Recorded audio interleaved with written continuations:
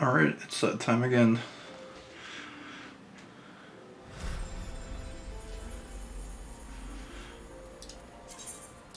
Oh yeah, there's a queue, right. Somehow, after like 3 weeks of playing this, I still forget that there's a queue sometimes. But it's never really too bad. There's a few things today before we jump into the main story quest that I want to do. A couple of very quick things. One of them is unlocking Leaf Quest for Camp Drybone, which should take hopefully like 5 minutes. And also unlocking die crafting. So both of those are going to be in Thanolin. So we're going to take a quick detour there. Maybe we can get there before too many people show up so we can get the boring stuff out of the way. Okay, Camp Drybone. So the plan is, I missed kind of some Leaf Quest unlocks along the way when we were going through certain zones. So if we ever come across them, I'll unlock them. And if I come across any of them like off stream, then we'll go back to them really quick at the start of the stream just to unlock them super fast. Leaves of Camp Drybone. Papa Nagu, the local Leaf Quest representative in Camp Drybone, is seeking an adventurer to undertake guild leaves.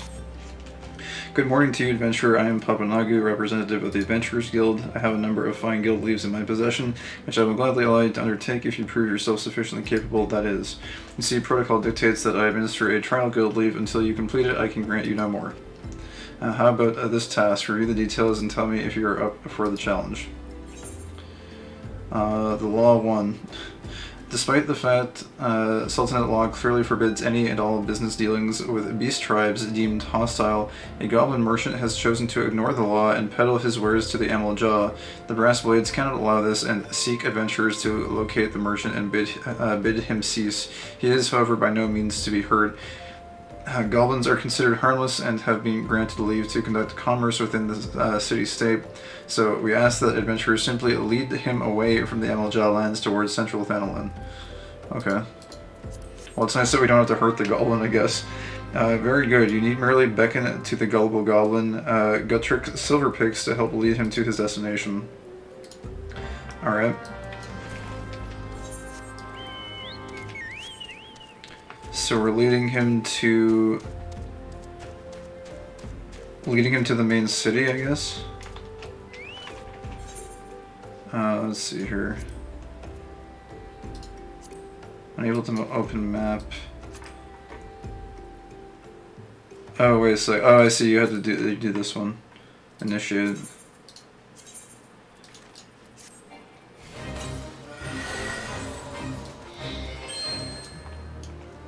Gutrix makes no wrongdoing. Gutrix is no bad gobby. Okay, I don't think we can really talk to him.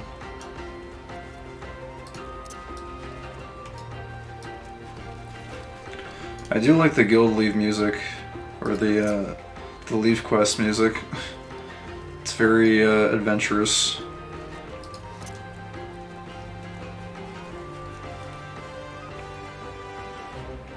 So what are we supposed to do? Just... I don't know why these guys are marked. Are they gonna come attack us? I guess they are.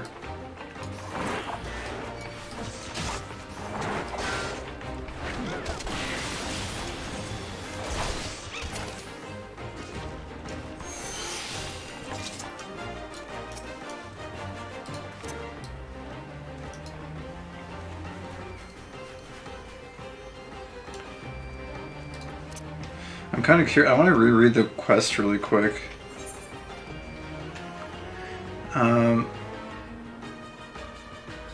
Goblins are considered harmless and have been granted leave to conduct commerce within the city-state. So we ask the adventurer simply lead him away from Emerald Jaw lands towards central Thanolin. Where are we in right now? I thought this was... Oh no, this is South Thanolin, isn't it? Let me see. Oh no, we're in the east, okay. I see. Also, there's something popped up on the side there. I had to click out really quick. Okay, so basically, I guess Eastern Thanalan is considered Emeljal lands, which I mean I guess that makes sense because they are kind of all over the place in various areas around here. Drybone Tuko, get out of here, go away. Spirits Within is so good for not having to charge.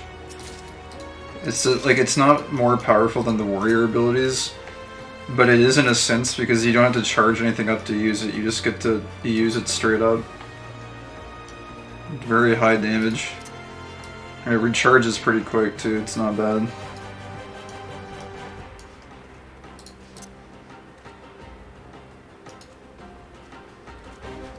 You have guided Good Tricks Silver Picks to safety. Many thanks, Uplander, but Good Tricks will be back for more busy deals. Oh, he'll be back.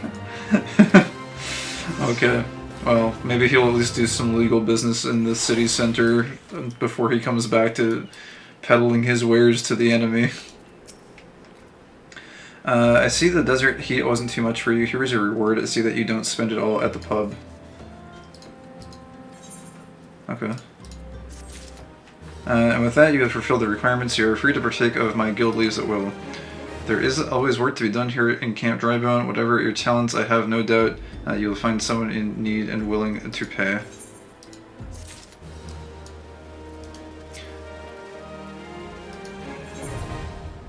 Let's take a look. Oh, that slime puddle's kind of cute. I like that pet. I don't know if I would use it over my bat though. I might use it for a little while. Anyways, looks like oh, you can do fieldcraft leaves here, and they give fire shards and cordials. But yeah, we're not gonna do these obviously here, but these are things I might look at off stream. So I just wanted to get the kind of initial quest dialogue on stream, but then we can look at them more in depth later on. Anyways, we need to now go to Horizon to go do the die quest, because that is something I'm quite interested in. Also, we have our speed boost here. Race car chocobo. What? Who is this? I swear that bloody sun taught her since the calamity. I don't know if I've ever seen that guy there before. Maybe he's been there, but I just haven't noticed him.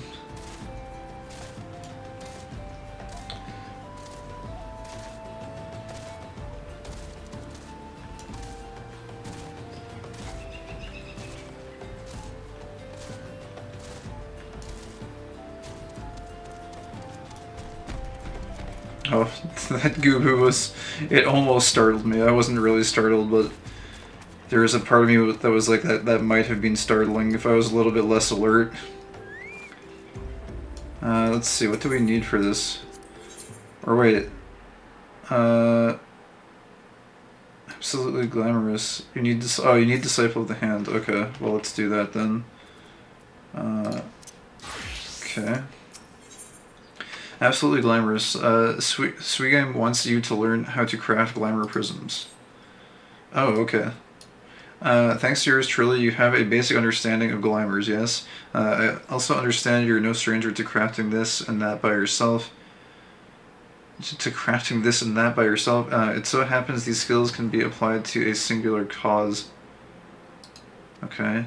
Would you be interested in helping to bring more glamour to the world? By that I mean learning to make glamour prisms, either for personal use or to aid the aesthetically underprivileged. I will explain everything in due course, but there is something I need to prepare beforehand while it's a lot of people running by. Bring me some Artharian orange juice in the meantime, would you? Just ask Falkland, same as last time. Well, staring at me isn't going to get that orange juice poured any quicker. Hurry up, would you? Don't tell me you're lost. It's only a few yams away. I would get it myself, but as you can clearly see, I am rather busy. Oh yes, you're very busy there, clearly. Sitting around. Swargheim Gaim's still got you running errands then, and she wants authority and orange juice this time, 12 preserve. Well, here it is. I think she and I need to have a little chat about her tab. This order alone costs more than some of our big drinking regulars spend in a whole night.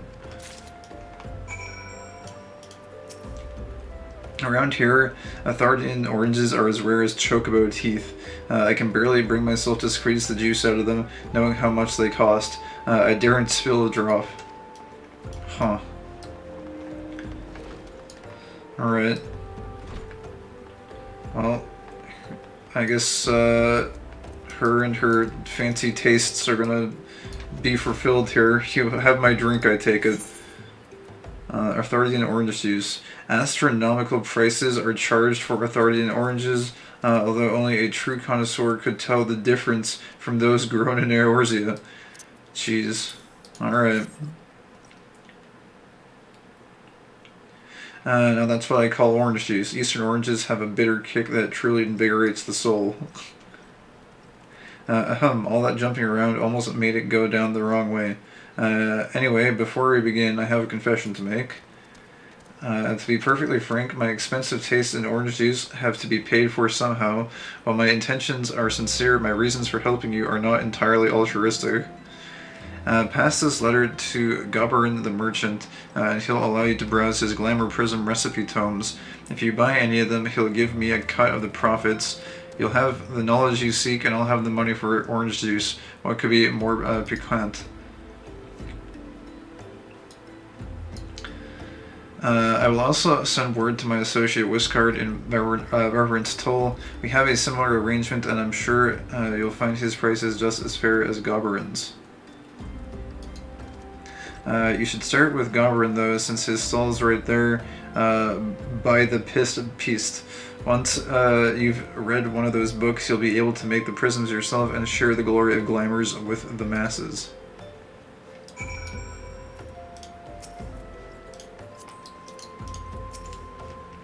Goberin is very particular about accepting new customers, but once he sees that you have my personal recommendation, he is sure to welcome you with open arms. Okay. I guess he's over here. I can't remember if we talked to everyone here when we first came here, but I guess when we come back here for the main story quest, we might just do a quick run around town and see what's going on. Anyways, since you come in pursuit of true elegance, and is that a letter of introduction peeking from your pocket? May I see it? Letter to Goberin. Or I think it's Goberin actually. A letter of introduction from Swargame, written while she waited for her orange juice to be poured. So you are Swargame's protege, and you wish to produce glamour prisms, a noble endeavor. My selection of tomes reserved only for the most deserving are yours to peruse. Okay, so we get a clear prism, an uncolored transparent prism used in the crafting of a glamour prism. Seems a little bit elaborate, since you can just buy them. You may now purchase master crafting tomes from Goberin as well as Tataroga in Mordana. By using the tomes, you can learn the recipes within. Crafting tome vendor, okay. Small talk. It seems you two appreciate the importance of outward appearances. Pray view my wares. Purchase glamoring items. Oh, wait, the Emperor's new robe. Oh, it's literally the Emperor's new clothes. You can hide certain parts of your. That's so cool. This might not seem cool, but that is actually very cool. That's sick. You could probably do some really clever stuff with this. Emperor's new ear. Yeah, okay, that's really neat. I'll probably come back and buy all of those then at some point.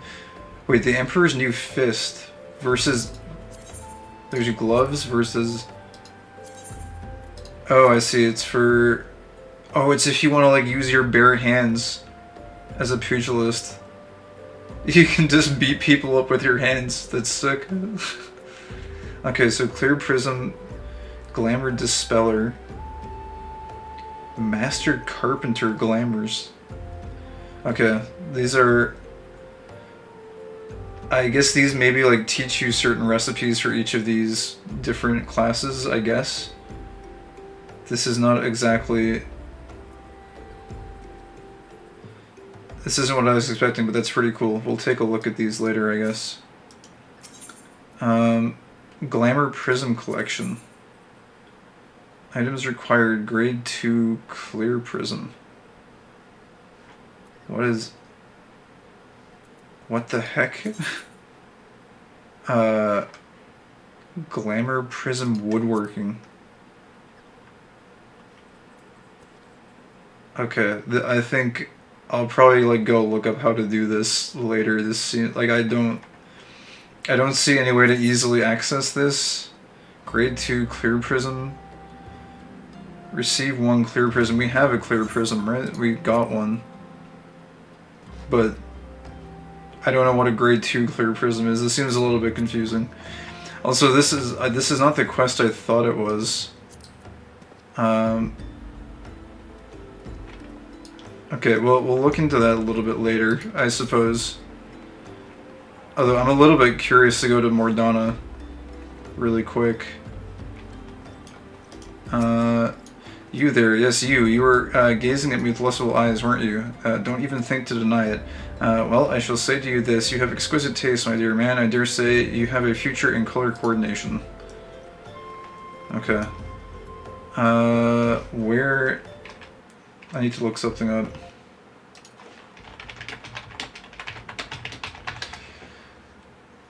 I thought this was the person we were supposed to go to for the quest I was thinking of. Oh, wait.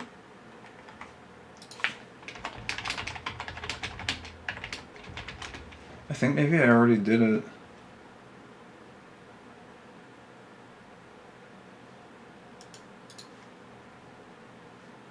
Maybe you get it from those tomes. I don't know.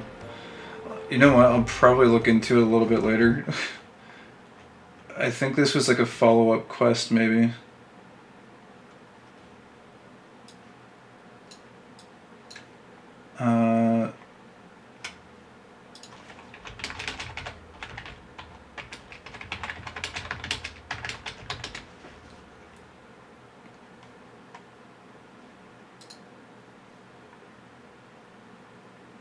Sorry, I'm looking something up on the side here. It just says you do the quest Color Your World, but actually I'm pretty sure I already did that. So...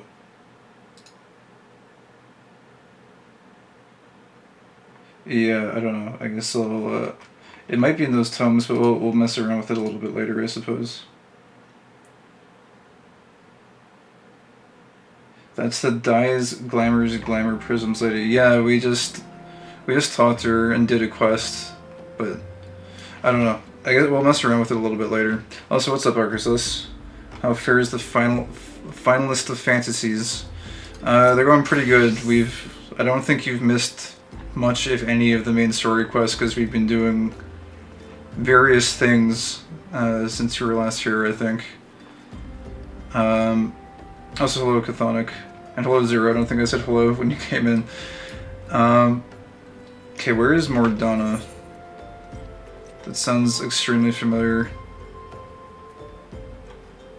Morby Dry Docks.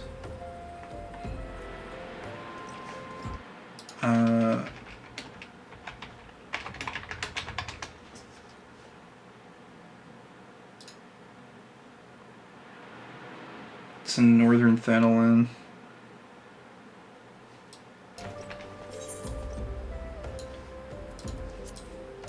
Oh, it's here.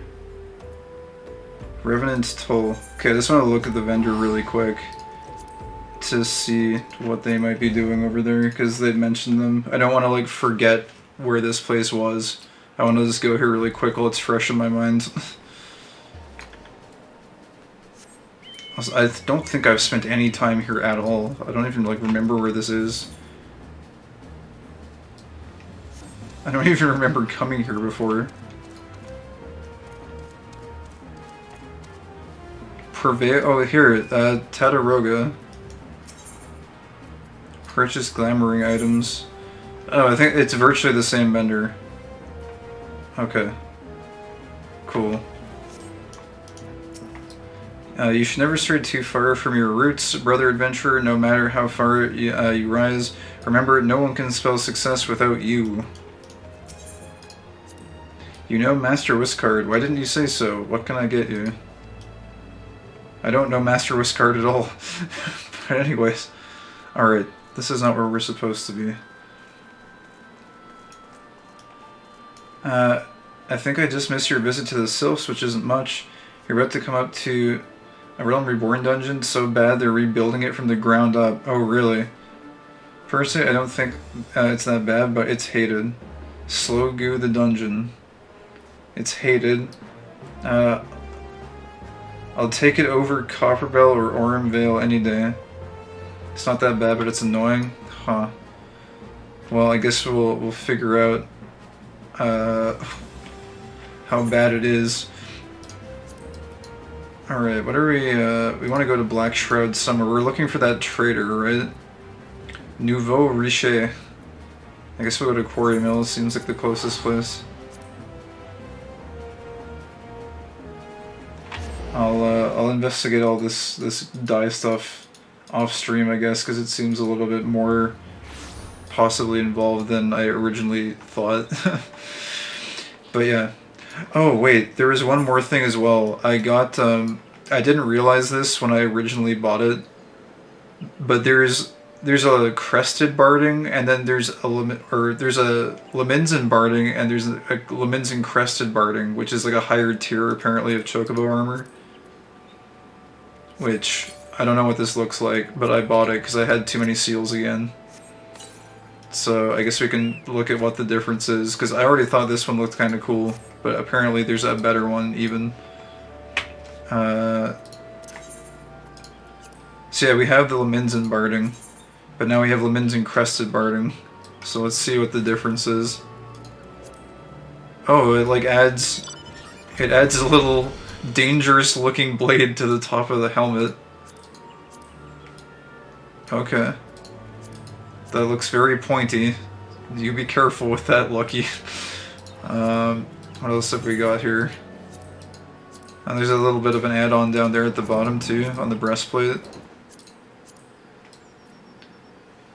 I feel like that might weigh down the bird a little bit, wouldn't it? Well, it's there. More protection, I guess. I don't even think this changes anything. This is just... yeah, this is literally just for the name. Nothing else. Alright, but those top two pieces change it a little bit. Alright. Well, our chocobo looks very dangerous now. I want chocobos with swords attached to their heads. Armored stirrups. It's to protect your legs while you ride. Oh yeah, yeah, true that. Look at that. Interesting. And I'm pretty sure we got the leaf quests here, right? Oh yeah, this is the guy that like takes the leaf quests really seriously. Or like he's, I don't know, he's not like confident about giving you leaf quests. He feels like you're just gonna die if you take them.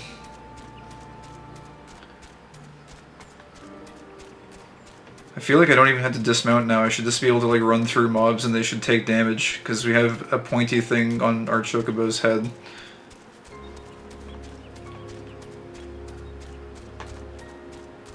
I'm pretty sure at this point you officially know more about leaf quests than I do.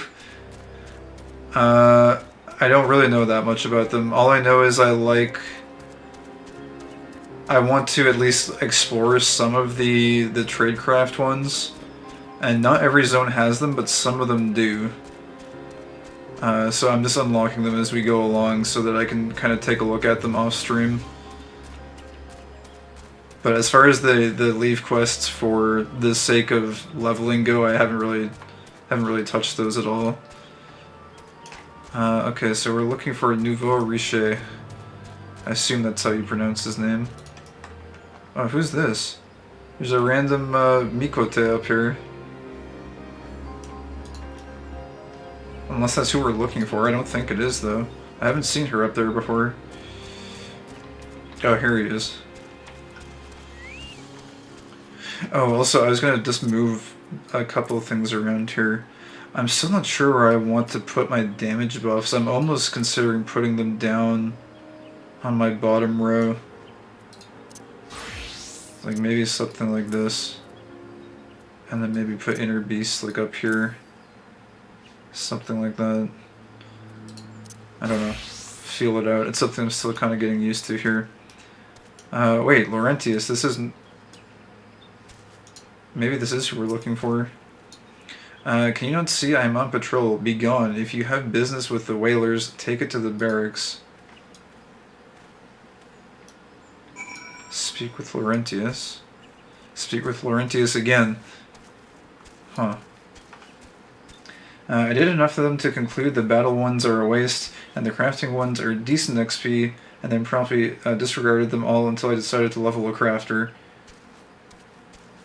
It's a decorative NPC. Remember this clown, he'll come up again later. Honestly, that applies to most people, but him in particular. Okay. Yeah, he does seem like a little bit of a clown. I'm gonna kill this thing, because there's a... I think I've said this before, but these things drop something nice that I like sometimes.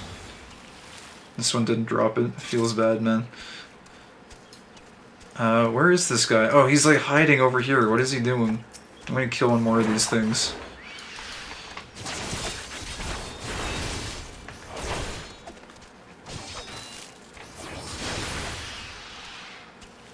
He didn't drop it. The drop rate is terrible on it.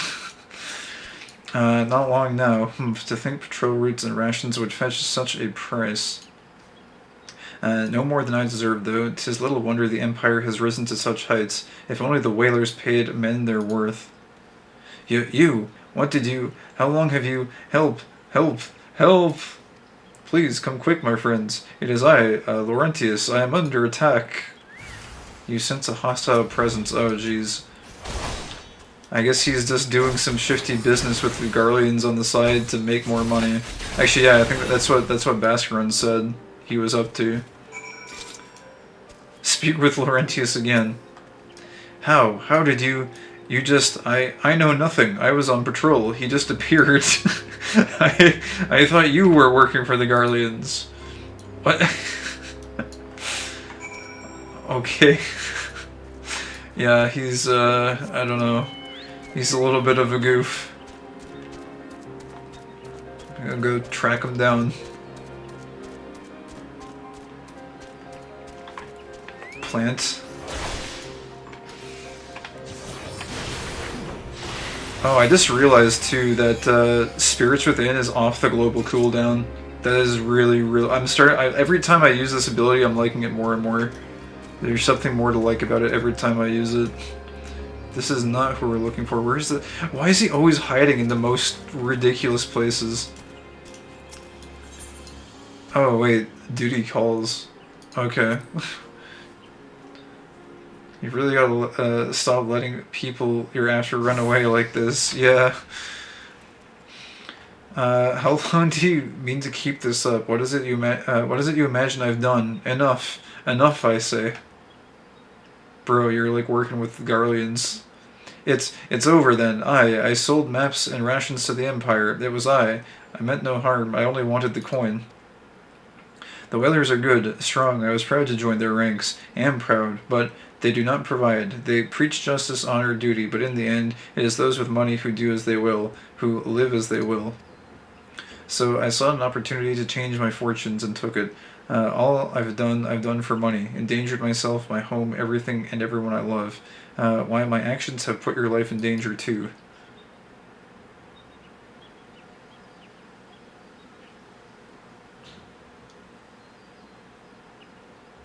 Though you do not yet realize how much. Hehehe. Bloody idiot, did you imagine that you had cornered me? It is not I who is cornered. Garleans, I've brought the Mikote bastard.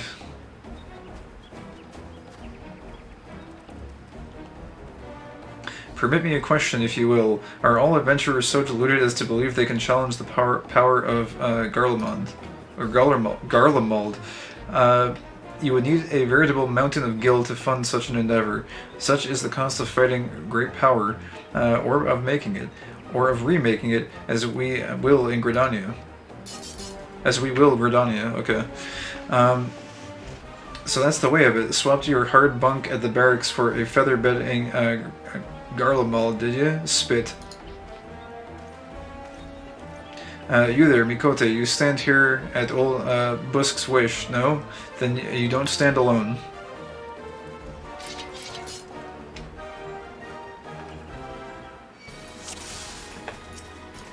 Okay. Well, I guess we'll just do the spinny spin. You mean to stand against the might of the Empire with this red belly rabble at your side? Ha! Your eyes betray your words. Coward, you know full well the whalers fear the wasp's sting.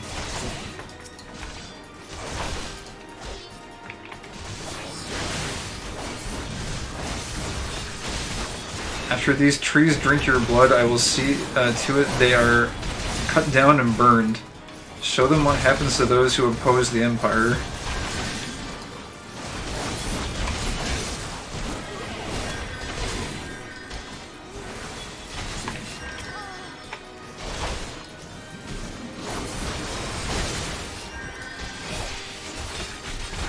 If this is a fight Buskern wants won, then Cruel Claws will fight it.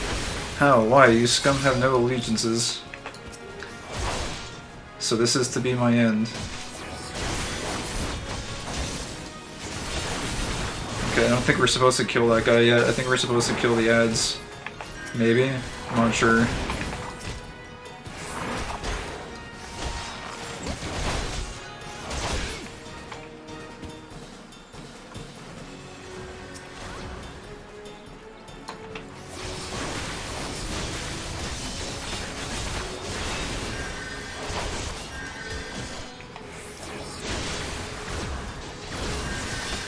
Spirits Within used to do damage based on how full your HP was, but they did away with that to standardize its damage a bit more so it didn't, you know, punish the tank for taking damage.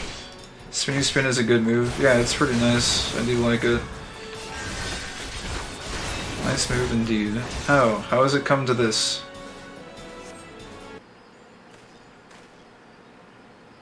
Impossible. How did you best the Empire's finest, and with bandits and poachers at your side? They are your sworn enemies. Why did you fight? Why do they fight with you and not against you? But I know the answer only too well. Buscaron, this is his doing. His words are wont to inspire men to act. Better men than I. Gods, what have I become? What have I done? I am sorry. No more will I persuade this folly.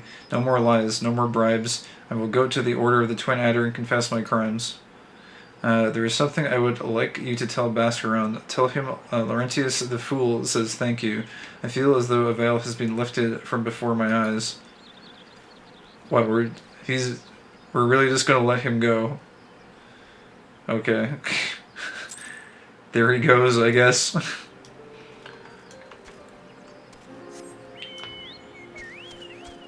I might play around with it as we go, but I'm kind of questioning my setup here. It kind of feels like this might be better. I do kind of like Steel Cyclone on 4 though. I'm not going to mess with this right now. I'll figure this out a little bit later. I was just thinking it seems a little bit unintuitive to have Rage of Halone on 4 because it's the 3rd step in the combo. But I think it's a little bit different on the warrior setup, just slightly. I'm not sure if Total Eclipse has a follow-up move. It just seems like if it does, then it would be a little bit more accessible to put it on 4, so I guess we'll see how it plays out.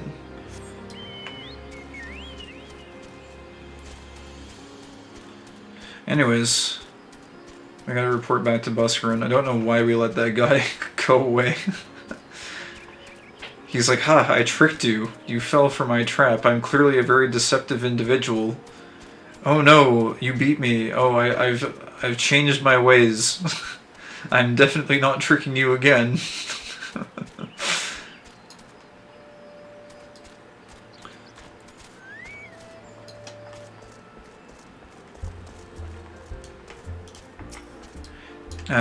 Laurentius confessed to his crimes. I had just word from the twin adder. Seems he marched straight into the nest and gave himself up. The lad's had quite a life, you know. His mother was killed by a brigand when he was only small. As a young man, he joined the Whalers, hoping to spare his fellow Gridanians the misery he'd known growing up. Trouble is, protecting Gridania is too big a job for one man, and he came to believe that he couldn't make a difference, that it was hopeless. There are many things more dangerous than desperation, and a man lost in the dark is easily drawn to the glimmer of coin. I reckon he thought if he couldn't change the lot of his fellow man, he might as well change his own. Thing is, he was making a difference, just not on his own. Somehow, he'd failed to grasp one simple truth, that those things we cannot do alone, we must do together. Eh? He asked you to thank me, did he? Then there's good in him yet. I just hope them at the Adder's Nest are able to see it. What he's done ain't easy to forgive, but I'd like to think he'd be afforded a chance to make amends. But let us leave fates to the 12. I have other news for you, Kai. The Sylph Elder has been found. Oh, okay. Oh, Total Eclipse does have a follow-up? Alright.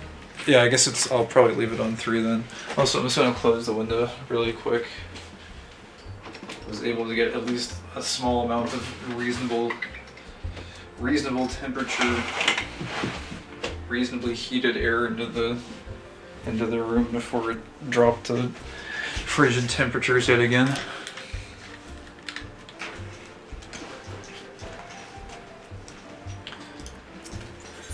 Into the Beast's Maw. Busrun has reliable information regarding the whereabouts of the Sylph Elder.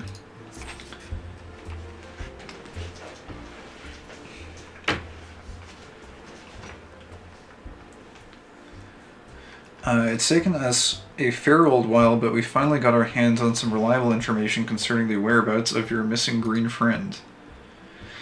His name is Frixio, and he is the eldest amongst the Sylphs of Little Solace. Long has he represented his kind in dialogue with the Gridanians. Yes, he's like a bridge between us and them, a small leafy green bridge that we can't find at the moment, and bridges are no use if you don't know where they are. That's why it's so important that we find him. There's an abandoned dungeon called the Thousand Maws of Todorok here in the South Shroud. 'Twas by the entrance to the place that Frixio was seen, and not long ago neither. If you hurry, I reckon you'll find him. Walking ones, please help this one. This one needs help. Needs help to Elder One. Needs help to help Elder One. Poor Frixio. Poor Frixio.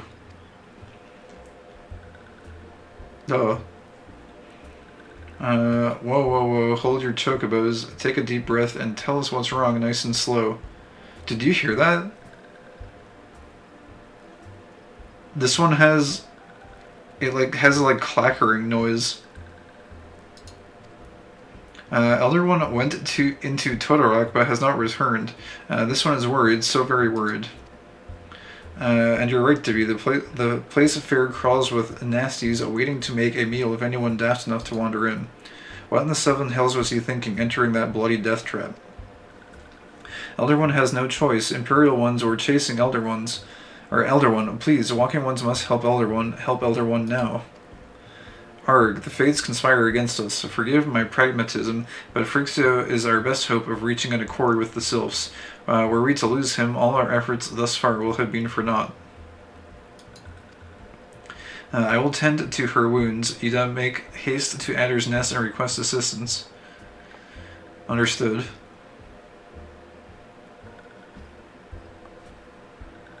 Kai, go to the Thousand Maws of Todorok and see that Frixio comes to no harm. Peace between man and sylph rests upon your success.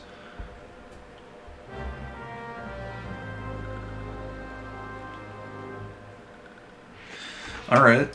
Oh, lucky. You're up on the table again. What are you doing?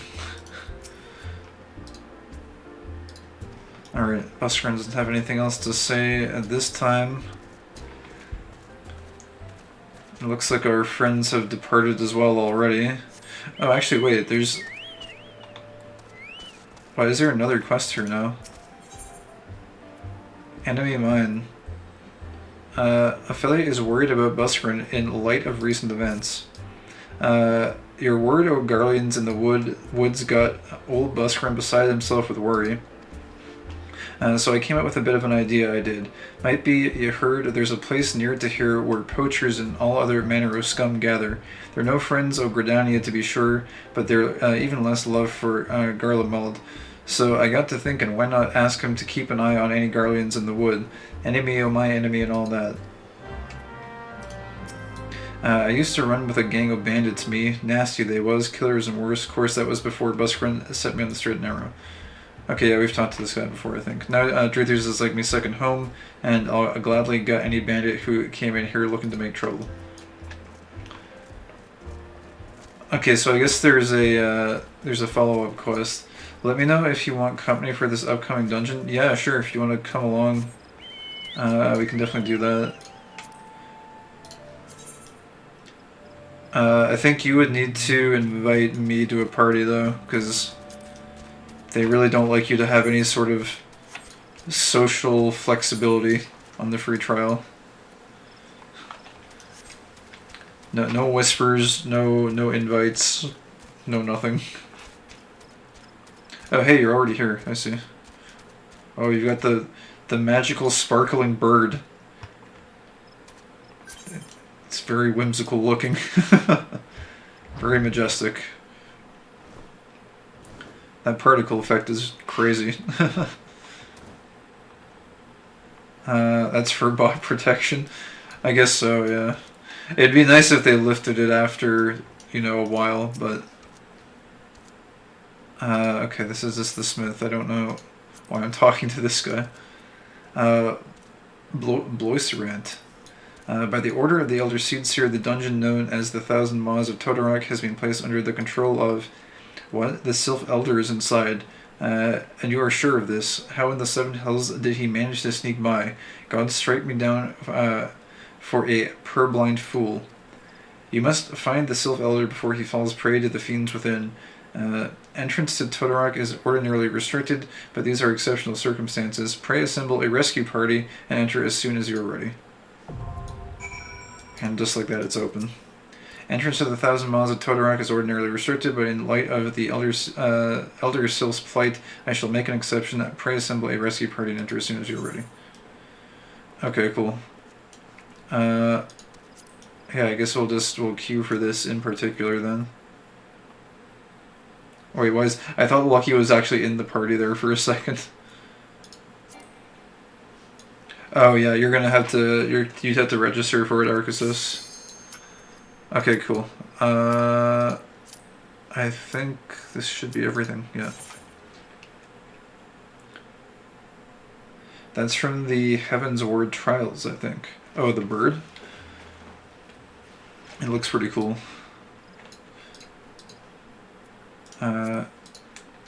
Also, can I execute it this time?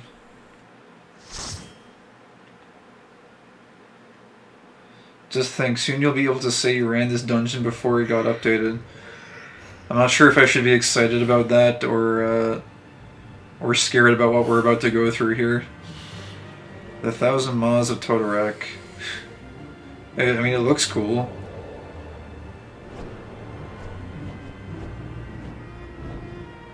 Looks cool enough.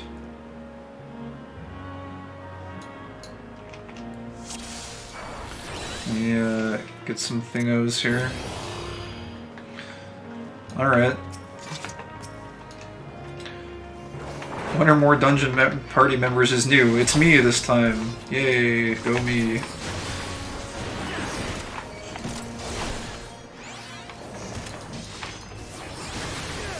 Alright, this doesn't look too bad.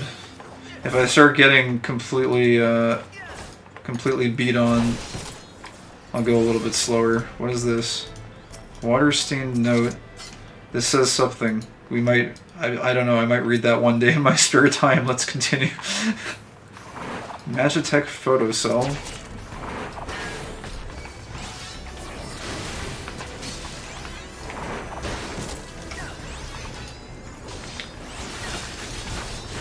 You're supposed to do something with this? You obtain a Magitech photo cell. Okay, do we... I think we just go this way? Question mark? Okay, I'm just gonna click on those notes. Maybe if anyone is interested in reading those, you can go back in the VOD and take a look at them, I guess. Because I do not want to hold everyone up.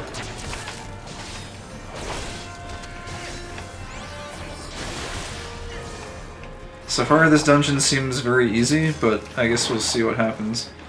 I can run you through unsynced to read them if you want. Oh, that's okay. We can,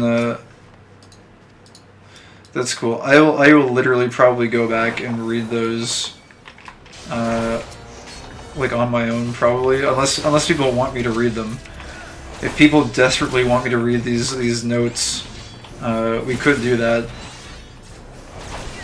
But I think so long as they're on stream, I think if people want to read them, it's not too bad to be able to just pause and like scan through to find them.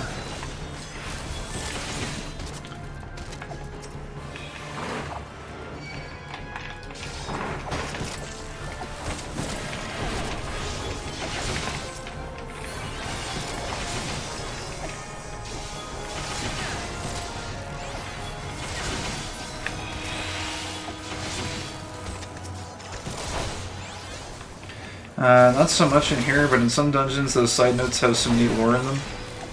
Yeah, for sure. I could totally imagine that being the case.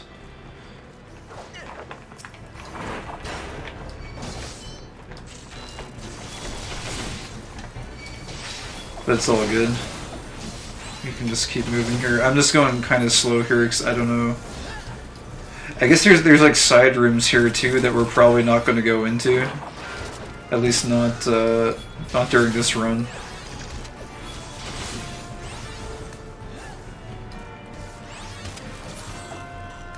Confession check. Oh geez, I think this is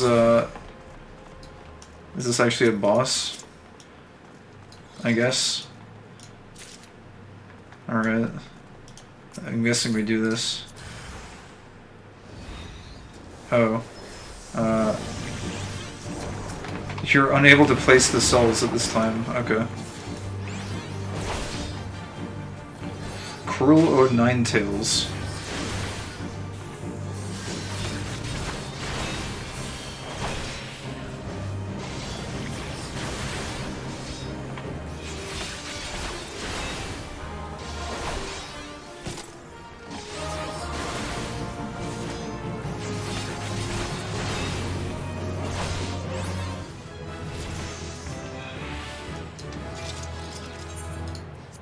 Pair of brigand's gloves.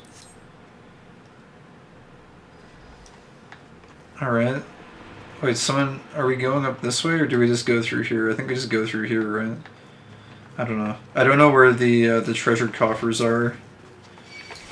I know they can be kind of nice to get the gear if you want to do the expert turn and stuff for seals. I know some people like doing that. Depending on how easy they are to access.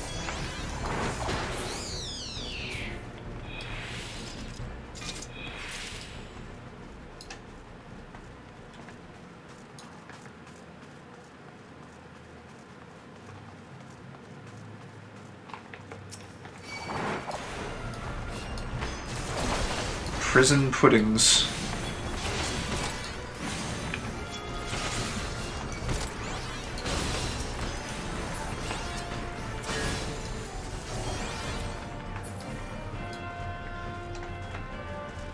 I'm guessing there's no more notes that I've seen anyways. I don't know if they might be in the side rooms.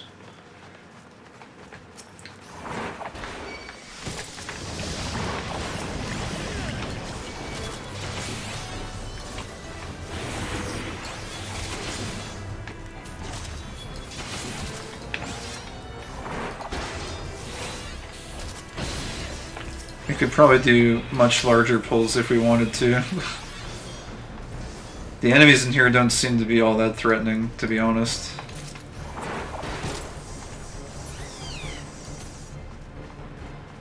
It's not like Not like Karn, where you get chunked for 50% of your HP on the first pull.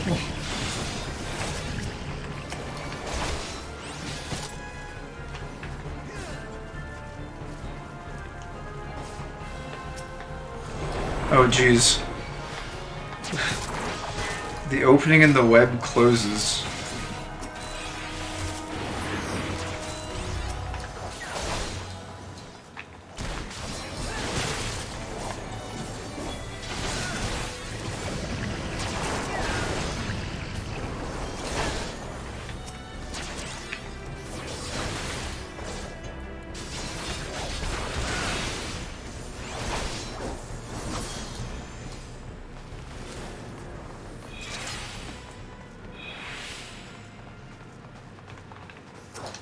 So might.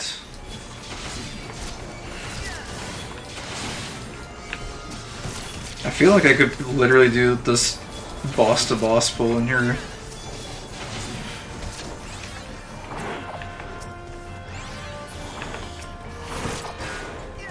Sticky web. An opening forms in the web. The Fool's Rest. Okay.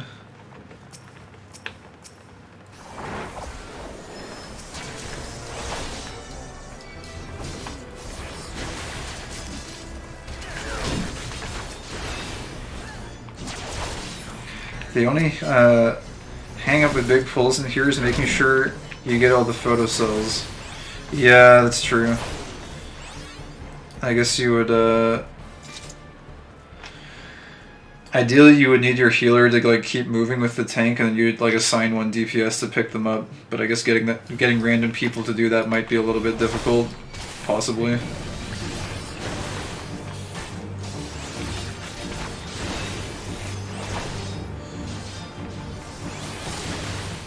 Also, these bosses are a pretty big snooze fest. I don't know if this even has any mechanics.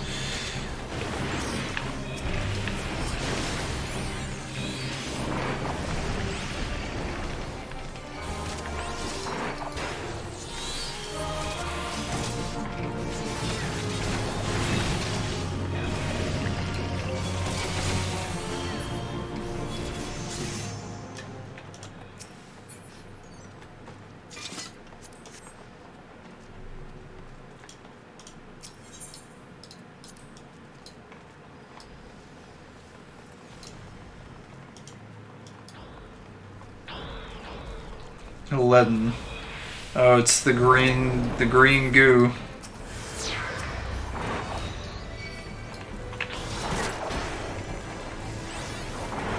Fleshy pod. Do those like explode and do damage to you or something? They kind of look explosive.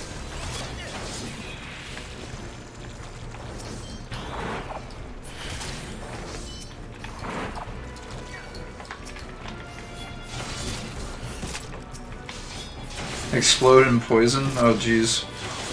That doesn't sound fun.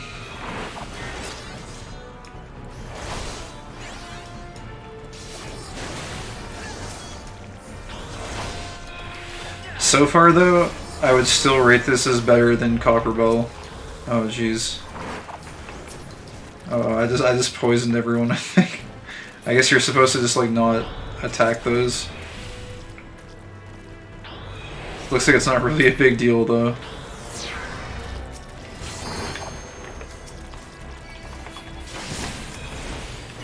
The poison is irrelevant. It's like they almost made an interesting mechanic. But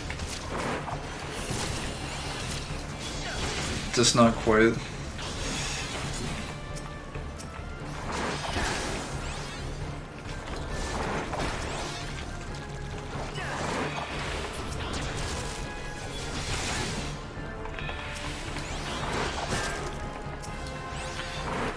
Yeah, this seems like it's just a nuisance more than anything.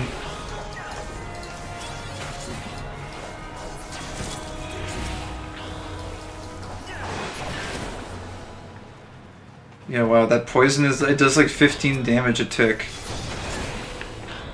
It's like it doesn't even do damage. Why did they even bother putting these in? Oh, this is a side area. I guess you don't need to really go in here. I guess someone pulled the lightning sprite, so it's coming with us.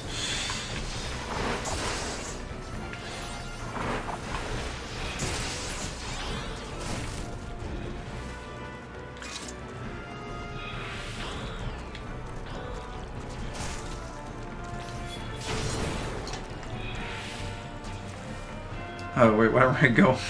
Here we go.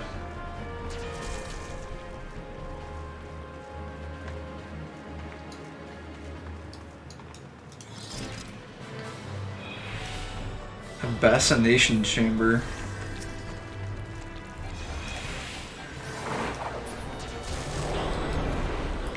Also, they've got these like vortex wind tunnels. Those look kind of cool. Those almost feel like if they paired them with some sort of mechanic, they'd be a threat, but it's like... I don't know if they're just trying to introduce you to certain mechanics.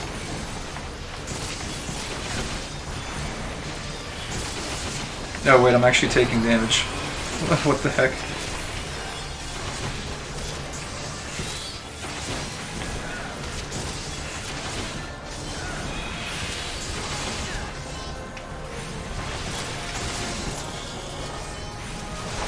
It's actually kind of surprising. I think it's the lightning sprite doing the damage. Possibly.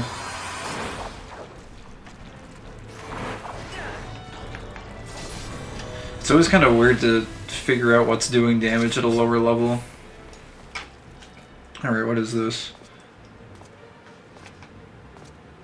Oh, we got a little cutscene.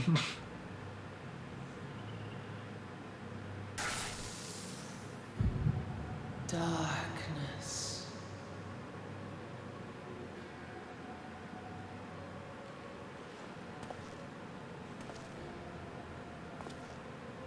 Oh, it's this guy.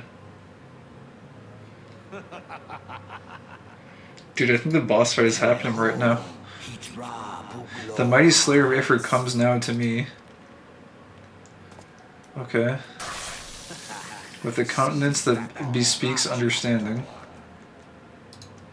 An intriguing power of the echo, I must needs choose my words with care.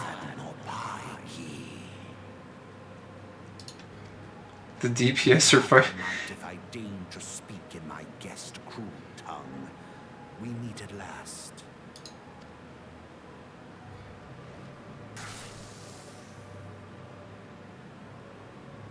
I am Lahabrea of the Asians, servant to the one true God. Yours is a most fantastical tale, truly absorbing.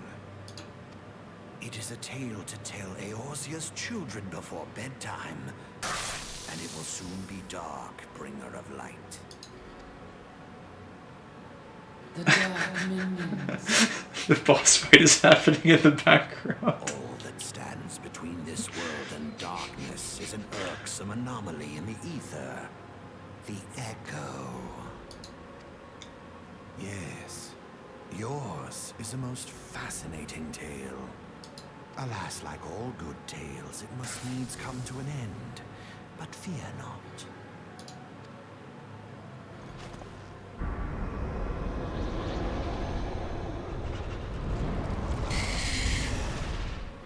Here, feel the presence of evil. For the end of your tale is but the beginning of another. The tale of the crystal's demise.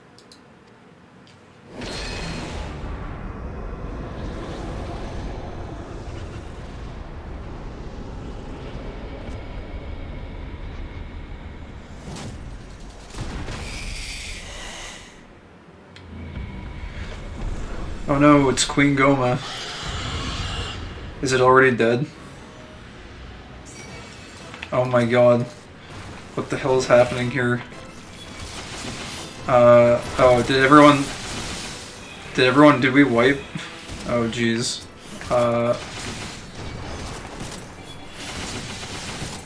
Well, I let them wipe, I see. Well, I guess we go back to the start.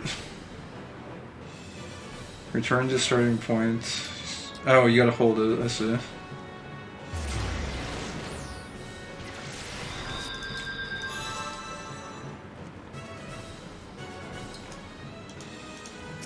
Yeah, I feel like it's kind of a bad idea to put like a story critical cutscene in the middle of a multiplayer dungeon through which multiple people who have already run the dungeon before are playing. It's more etiquette to rush, you know, while someone is watching the cutscene. Usually people wait. Yeah, I can imagine. Oh my god, why is there a lightning sprite here, please? Yeah, I usually wait for people also, although I don't think it happens too often. WoW players. They dramatically reduce the frequency of mid-instance cutscenes later on. I see.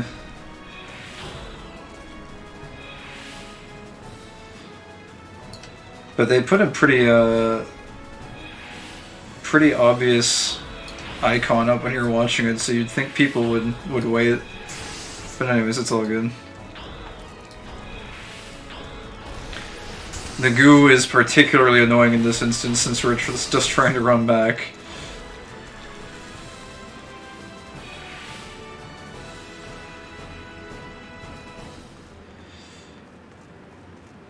Anyways, I guess we'll see what happens here. The boss looks pretty cool though.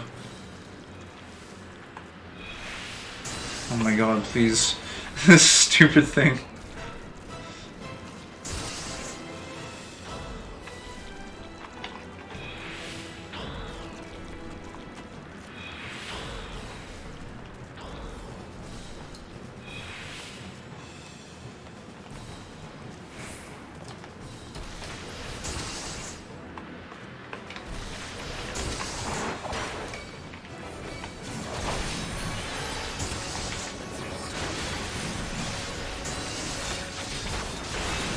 Alright. Okay, cool.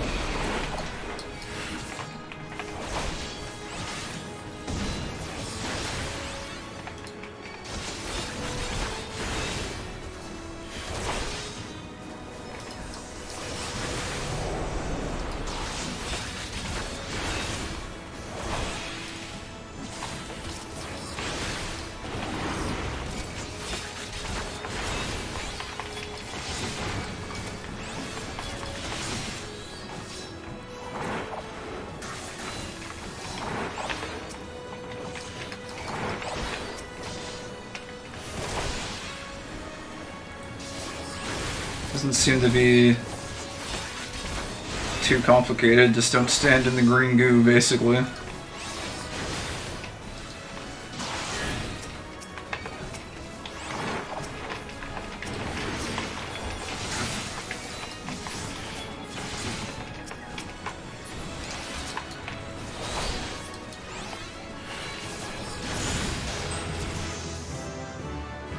The goo is the main reason for the rework, it's getting removed. It doesn't seem that bad. Like, well, I don't know, I guess it's only because, the first time, it's my first time through, maybe after you've run it a few times it gets extra annoying.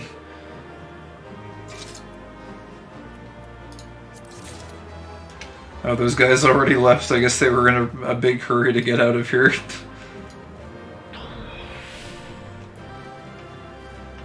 So that boss actually has a thing about halfway through, his tail becomes a separate target, and if you destroy it, he can't put down the poison patches anymore. Oh, for real. I guess you can't go back up, they kind of made this is a point of no return. That's interesting. There's a lot of dungeons where you can like end up going back, but I guess not this one.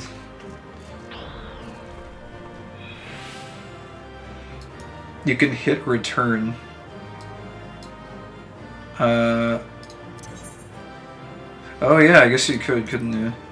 Interesting. So you've got special targets, terrain denial, adds and debuffs in one fight. I see.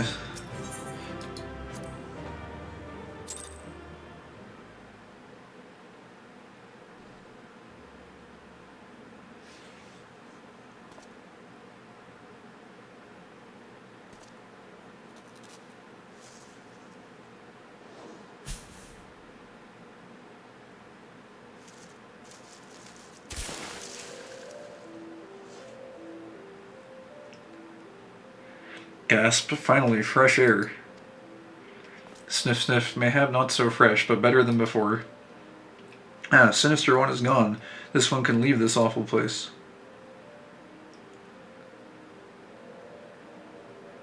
Did Walking One vanquish the many-legged one? This one is grateful to Walking One. This one is called Frixio, eldest of these ones of Little Solace.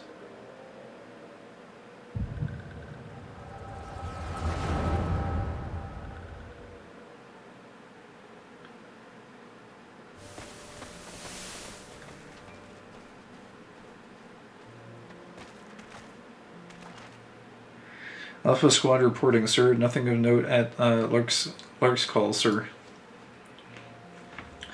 Understood. Return to Area 12. Damn it all, where is that accursed Akon hiding?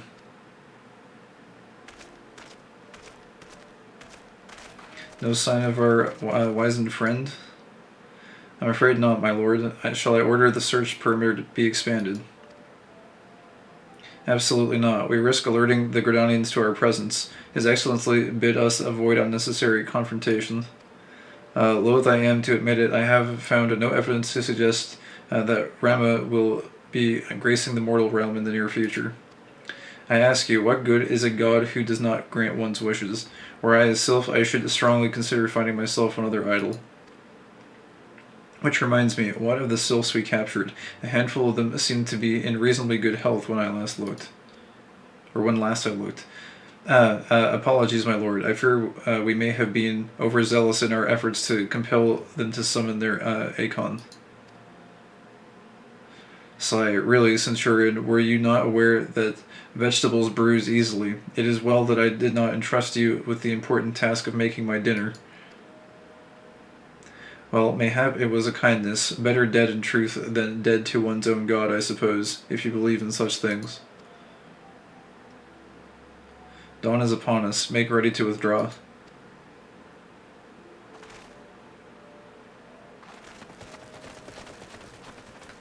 Useless. We are so close to completion, I can fair taste it, but at this rate... No, I must be patient. Our efforts will bear fruit in due time. What was it you always said? Ah, yes. Though it mean bringing down the very heavens, who shall challenge the limits of possibility, if not we? In that alone, you were right, Garland. But your star is long fallen, while mine doth begin to rise. And it shall burn so bright that Lord Van Baelsar's ultimate weapon will seem a mere candle beside it. Ah ha ha ha ha, evil laugh.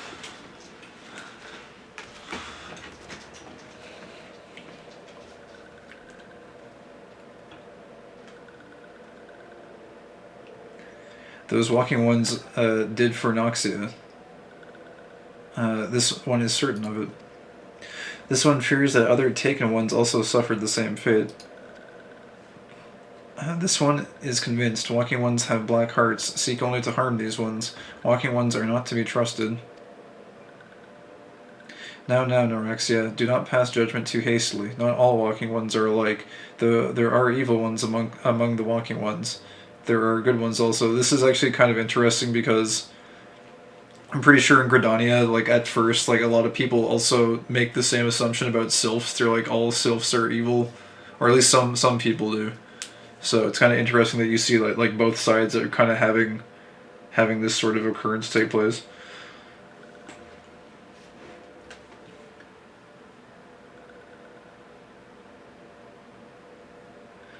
Does Walking One feel unwell?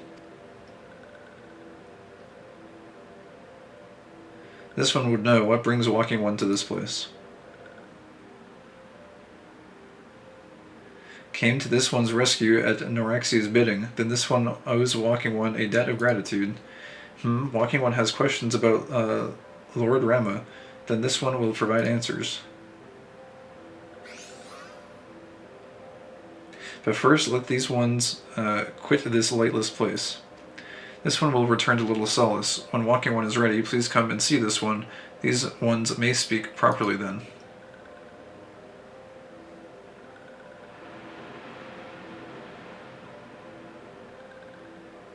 Then it is settled. Let this one accompany walking one outside.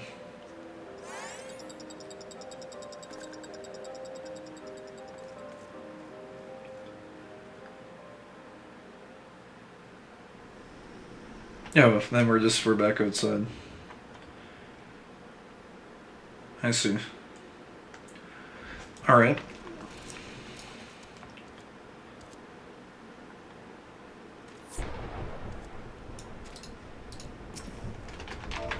So we'll throw up a salute.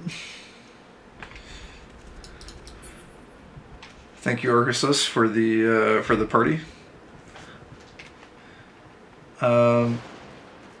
And yeah, I guess we'll go turn. Actually, well, I guess we should go do the side quest here.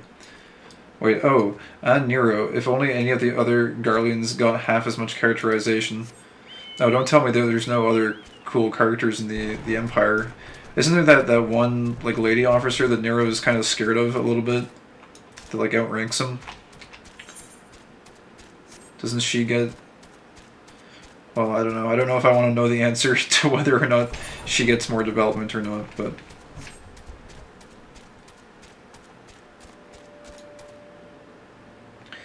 Livia, the White Power Ranger. Oh my god, wait, are you kidding me? There was... it auto-censored the message because you typed White Power Ranger because I think it didn't like a certain phrase in the message. Oh my god.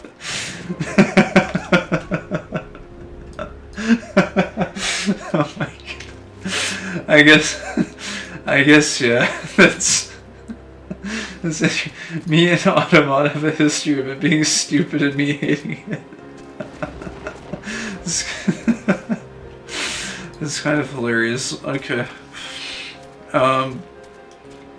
Enemy mine. What am I looking for here? Speak with a crow-claw poacher and speak with a flyer for the red-belly wasps. Oh, they're up here. They're being sneaky. Wait, can I actually get up here? I should be able to.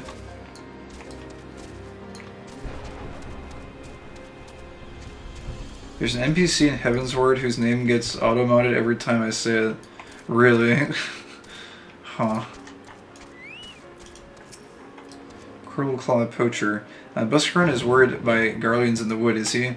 Then the situation must be dire. Very well, I will see to it any Imperials are watched with a close eye. By the by, are you the Mikote making a name for himself of late?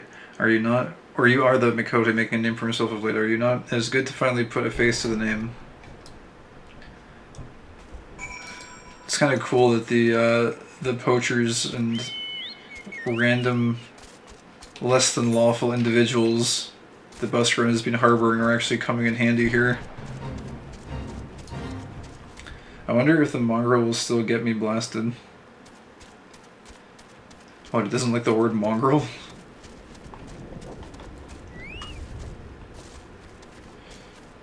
Redbelly Flyer. Garleans in the wood. Buscarron would not lie of such things, nor, I think, would you. Worry not, the wasps are watching. Tell me, are you the paladin rumors speak of? I suspected as much. Many wasps are looking forward to the day they cross paths with you, myself included. Until then, friend.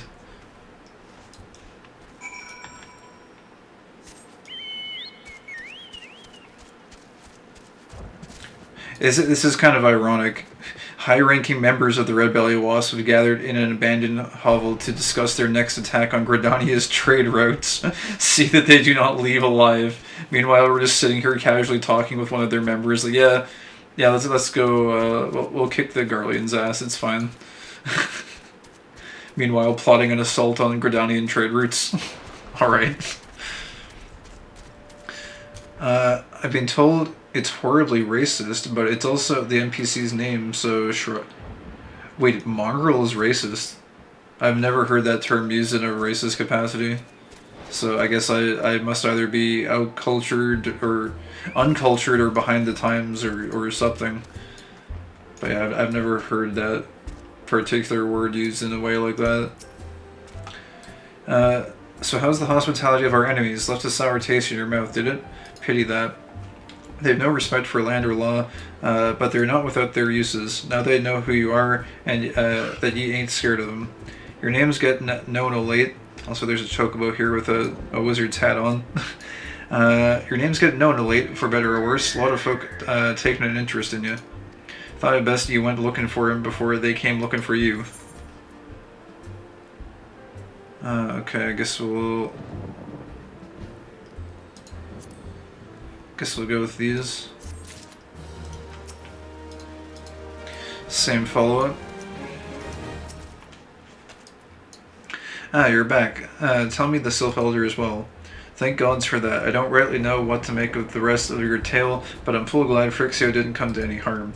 But there I go tempting fate. Run over to Little Solace and secure us peace with the Sylphs before aught else befalls us, eh? Rest assured, I'll send a word to our friends of Charlene and the Twin Adder both. You've done Gridania a great service this day, lad, and earned yourself a place of honor here at the Druiders in doing so. Be sure to come by whenever you feel like a drop of Keycorn Firewater. Well, I guess we'll have to wait for the Keycorn Firewater to finish in like a year or something. This armor looks kind of cool. It's not bad.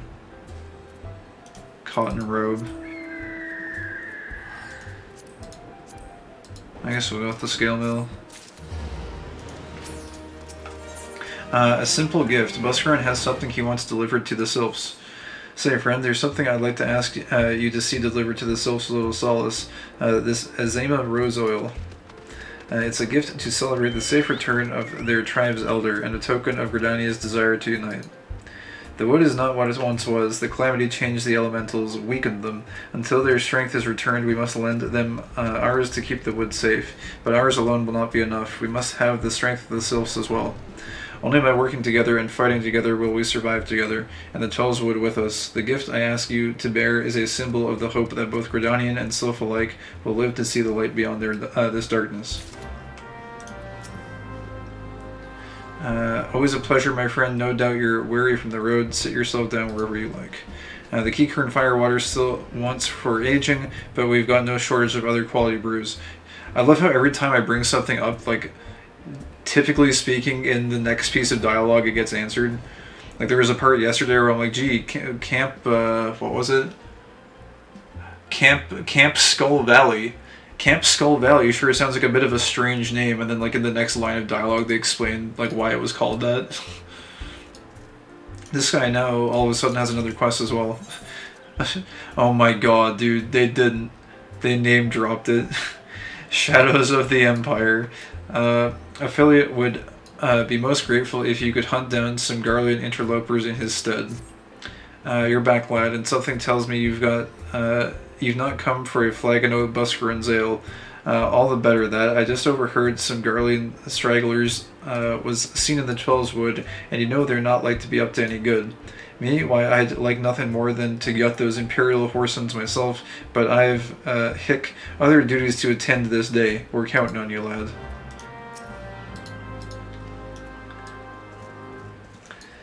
Oh, it's a Black Mage barding. Okay. Yeah, I've seen a few of those. It seems like there's quite a few of them that you can get for chocobos.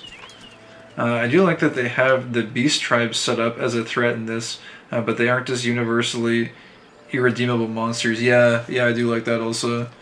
Like, I like how you have, like, packs of, like, aggressive goblins, but you, like, also, like, goblins are not inherently bad. You see them, like, in the main cities and, like, partaking in commerce and setting up trade routes and stuff.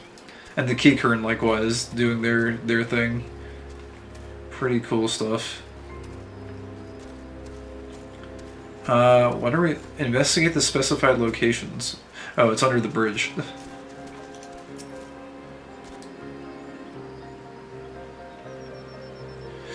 Yeah, the Keycorn actually have some useful stuff once in a while. Those junk dealers.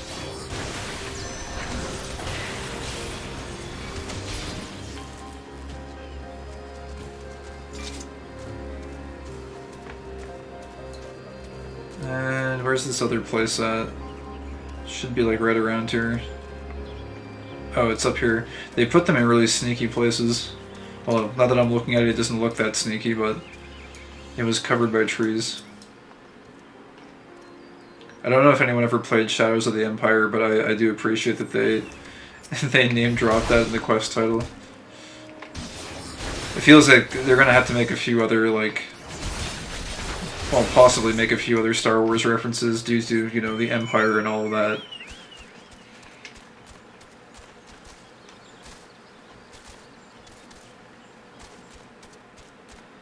Oh, wait a second. That's what you said last night. Ugh, I've had my last mead, I swear it. I still can't confirm or deny it, but, like, I swear, like, NPCs randomly show up. Because we have been through here before, and I talked to this guy, for instance, here.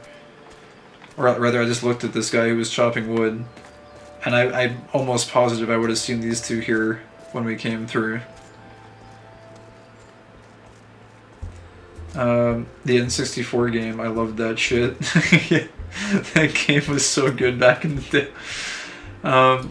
Saw to those Garlean dogs as swift and sure as I saw to me pint or mine.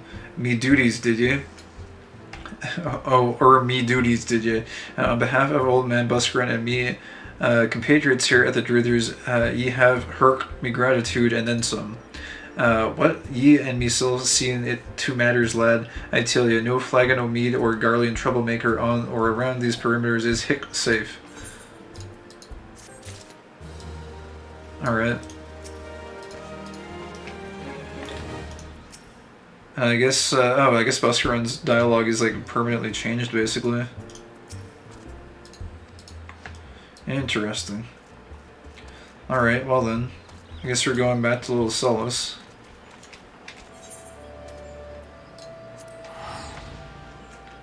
Yes, the phase state changes with quest progress. Oh, I see.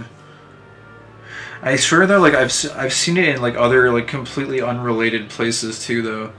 Like, sometimes you'll, like, do a quest maybe, or, like, maybe you won't even do a quest and you'll go to a different zone, like, entirely on the other side of the world or something, and there'll just be, like, other random NPCs. I feel like maybe they have some program to be, like, not static or something. Possibly. Final Fantasy has always had links to Star Wars due to Biggs and Wedge. That's true. Biggs and Wedge have been around. I'm not sure when the first name drop of Biggs and Wedge was. I think it was in 6, maybe. Well, I mean, 6 is the only one I can think of. I don't know if they're mentioned in, like, other ones before that.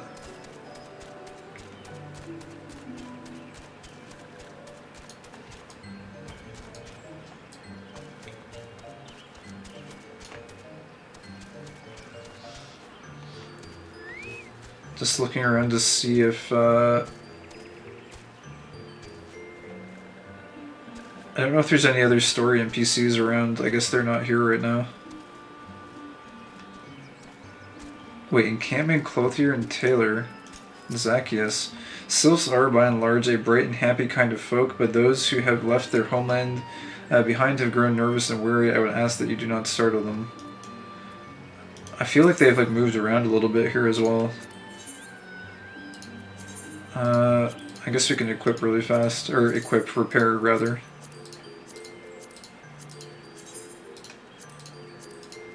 May as well.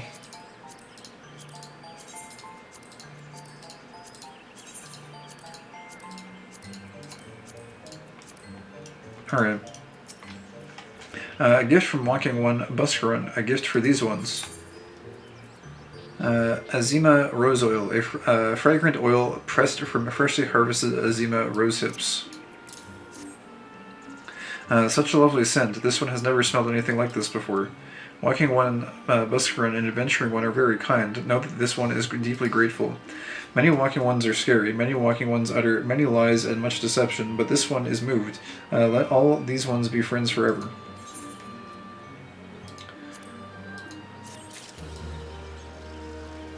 Okay. This is not... the main story is over there. What is this one, then? The Blood Price. Alexia wishes to show you her immense gratitude. This one wishes to thank the Adventuring One. Adventuring One saved the Elder One. But this one must ask a favor first. Will Adventuring One bring 3 bottles of fresh blood? Is morbid favor, this one knows, but must have fresh blood from vile ones, known as Jiggas. Here, Adventuring One, take blood bottles. Use on almost dead vile ones to take fresh blood. This one greets Walking One. Does Walking One need something of this one? This one is called Alexia. This one is tasked with weaving for the benefit of all these ones. These ones are skilled at weaving with needle and thread. These ones can make almost anything, even yeah, okay, we've read this. Cool, alright. I guess we could go do this quest really fast. I actually know exactly where these are, so this will only take a moment to do this side quest. We also have the Turbo Chocobo booster for this area, so this should really just be quite fast.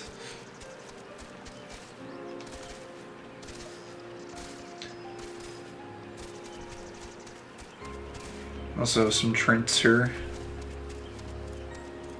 I don't know if I need any more Trent sap. Probably not. It'll be, I'll be very glad when I don't need Trent sap for anything anymore. Oh wait, I don't need this one dead. Or maybe I don't think you can target these ones. I think it's got to be the swollen ones. Gotta be careful not to kill it though.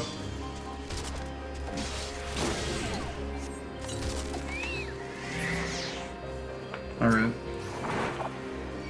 Here's one.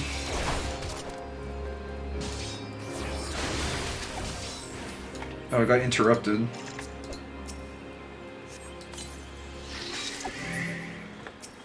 Oh, I think my Chocobo ran out. But actually somehow that's like kind of beneficial here because I don't want it to do too much extra damage.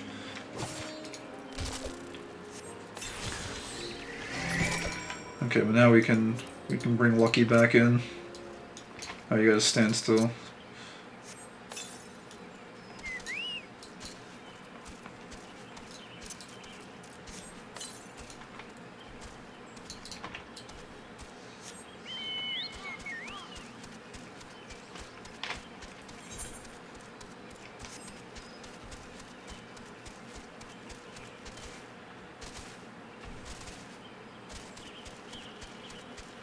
All I'm really wondering about now is when we potentially get to fight the Primal. I'm wondering if it'll be soon, now that the Elder is back. Although we might have to go do some things with the corrupted sylphs. Which Primal? Rama. Unless, in the cutscene they did say like they weren't going to be summoning it, but I don't know if like something is going to happen. Potentially, I don't know. Did Adventuring One bring blood from vile ones? The deep red blood of a fattened vilekin. For some unknown reason, the humors will not coagulate. Only one way to find out. This goes here and that there, then stitched like this, then put that together. Done. This one has made a garment for Adventuring One. His enchanted garment will protect Adventuring One from scary ones. And is token of this one's thanks. These ones owe Adventuring One many, many thanks. Cotton robe. It gives spell speed, that's nice. I mean, this looks like a pretty nice piece of armor for level 24, but unfortunately, A, I'm not a caster class currently, and B, my caster class is above level 24. But it's dyed a nice color. I'm sure it's a very nice garment. But yeah, I mean, the Garlands did say when they were like walking through in that cutscene that like there was like some sort of issue with summoning Rama. So I don't know. Believe in yourself. Comexio wants you to discuss peace with Frixio.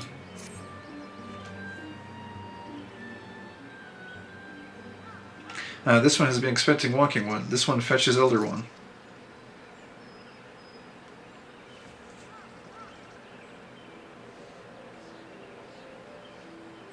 This one is pleased to see Walking One again. Welcome to the home of these ones.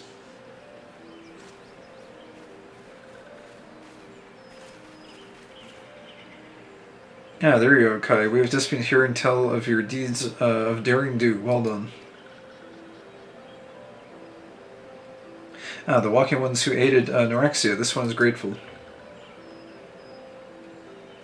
Pleasure to have been of service. If you do not mind my asking, how did your misadventure come about?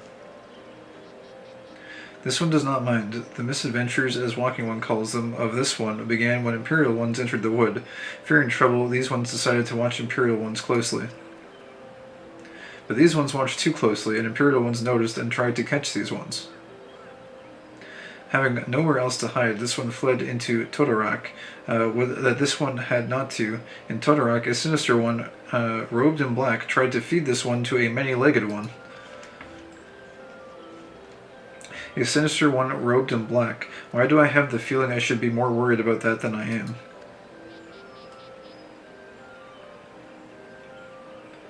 Elder Phrixia, we come to you as emissaries of the nation of Gridania.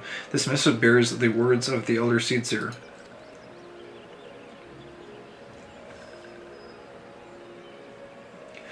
This one sees, so walking ones of Gridania are fearful of Lord Rama.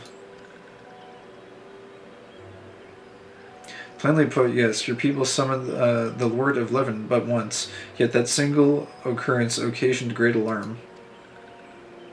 But it's not as if the Gridanians dislike you or anything. Actually, it's just the opposite. They think of you as friends, and they don't want anything to get in the way of that. That's why the Elder Seedseer wrote to you. This one well knows and respects Horned One Canny Senna. Be assured, like walking ones of Gridania, these ones have no desire for conflict. These ones resorted to summoning Lord Rama to protect the wood from Imperial ones. This one counseled against doing so, but it was not heeded. Against this one's wishes, Lord Rama was summoned, and all those ones who took part became touched ones.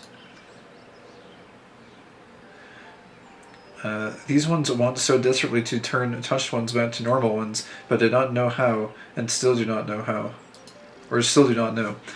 Touched ones, meanwhile, want to turn these ones into touched ones, and did know how, so this one fled into little solace with all those ones who did not wish to be bound to Lord Rama. But walking ones of Gridania need not fear touched ones or Lord Rama. Unlike other primal ones, Lord Rama is not callous and cruel. So long as walking ones do not trespass on these ones' ancestral homeland, where touched ones reside, walking ones will not suffer thunderous judgment. But this one has spoken enough of touched ones. This one would speak instead of these ones. As this one said, these ones desire peace with walking ones of Gridania, and so these ones ask for a chance to set things right.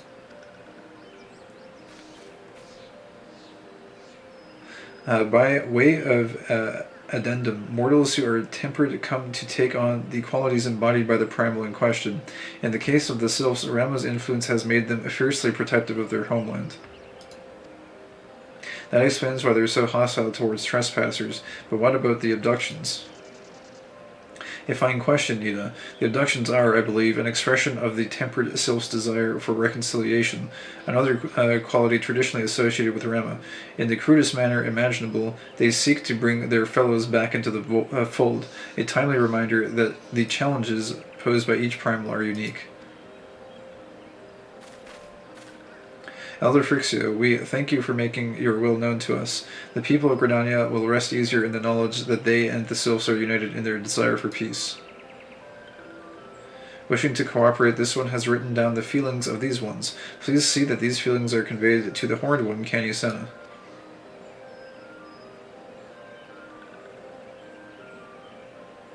And with that, I believe we can lay the matter of Rama to rest. The Sylph Elder is very reasonable, I must say. You could learn a lot from him. Was that a jibe? If so, I feel it only fair to observe that one of us wouldn't recognize reason if it punched her on the nose. Did I say fair? I meant reasonable.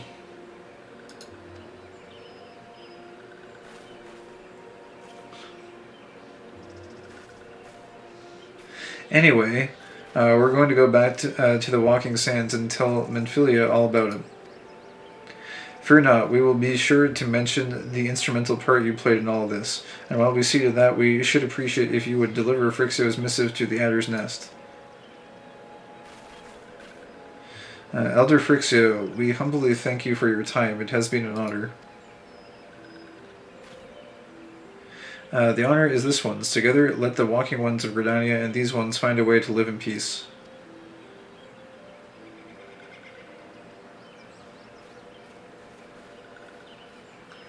Please wait, Walking One, Kai.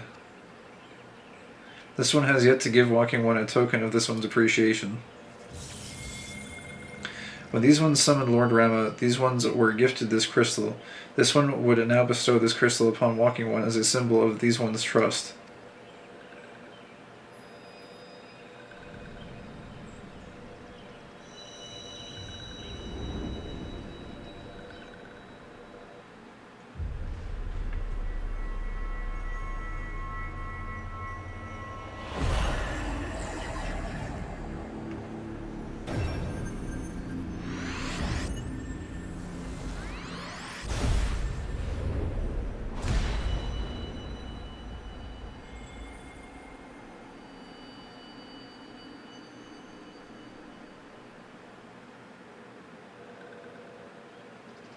Gasp, this one was not mistaken about Walking One. Walking One is destined to walk a fate far crueler than this one can imagine. A brilliant light from within Walking One enveloped the crystal this one saw. Mark this one well. That crystal will be one day be of use to Walking One. Walking One must keep that crystal safe at all times.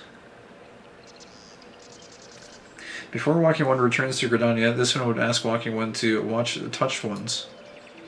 So long as touched ones are not troubled, touched ones will not make trouble. If Walking One witnesses touched ones making no trouble, mayhap Walking One can testify to Walking Ones of Gridania that these ones mean no harm. These ones' homeland is fraught with danger. This one marks down safe places to look out for touched ones.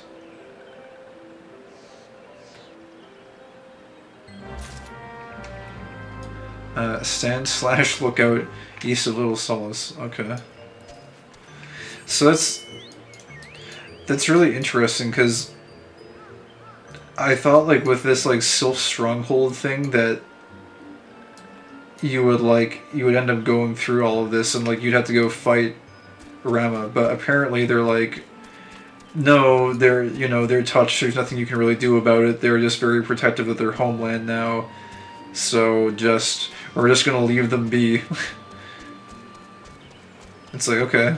I mean, I guess that's actually the logical thing, the logical course of action, because why would you bother starting an unnecessary war when you're already kind of strained with everything going on? But that does kind of pose the question of what the heck is all of this up here then? I am a little bit... oh, whoops, I had the baby bat targeted. I think that might have messed it up.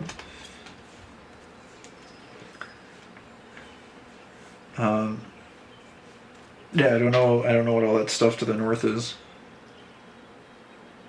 Oh, there they are.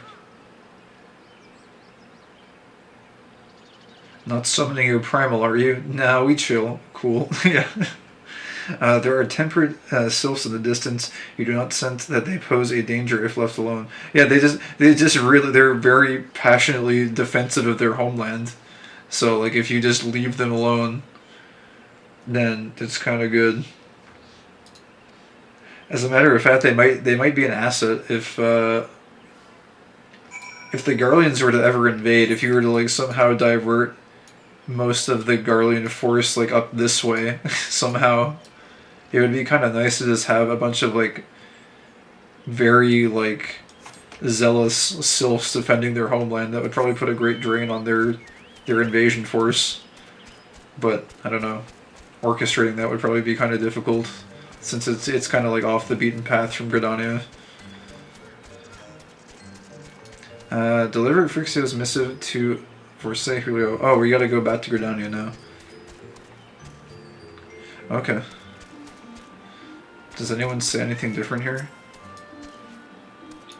until you end up with a bunch of tempered Garlean soldiers. Oh yes. Well, actually, that would be interesting, I guess, because if a Garlean soldier were to be tempered by Rama, would they be fiercely loyal to defending like the Garlean homeland, or would they be fiercely loyal to defending the Sylph lands? I guess that's... I don't know. I don't know the answer to that.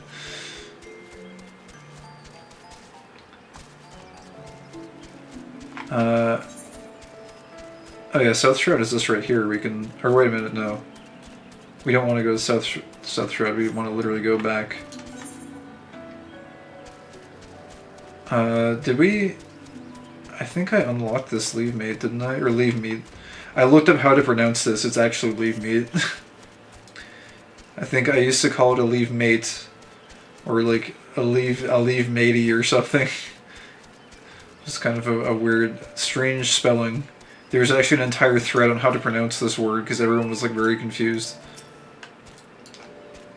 You wish to undertake leaves? Okay, yeah, we already have this one. Cool. All right, let's go back to Gridania then. Actually, just out of complete curiosity, I wonder if Rolf Hawthorne says anything different.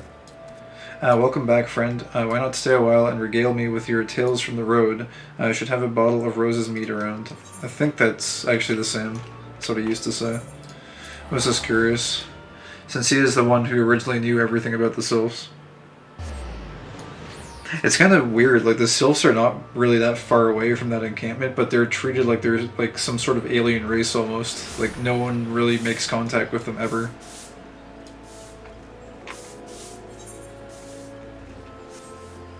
But they're not very far away. I guess normally they're pretty sneaky or something, like they don't get seen very much.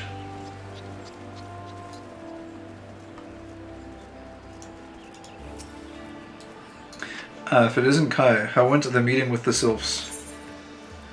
Letter from the Elder. The fluid lettering of Little Saul's Elder Frixio is as beautiful as it is unintelligible. So we have a very, very beautifully written letter from the Elder, but no one knows what it says. A missive from the Sylph Elder himself, if I may. So the Sylphs have no desire for conflict, nor do they intend to summon Rama. Well, apparently this guy can read it. And so long as we leave the tempered ones, we need not fear any aggression on their part. The other Seedseer will be overjoyed to hear that the Sylphs have welcomed our overtures. In the knowledge that they bear us no ill will, we may channel our resources towards tackling the more conspicuous threats to our security.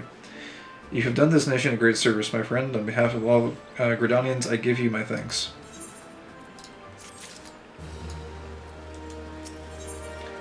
Back from the wood, Commander Helio appears to have more to say.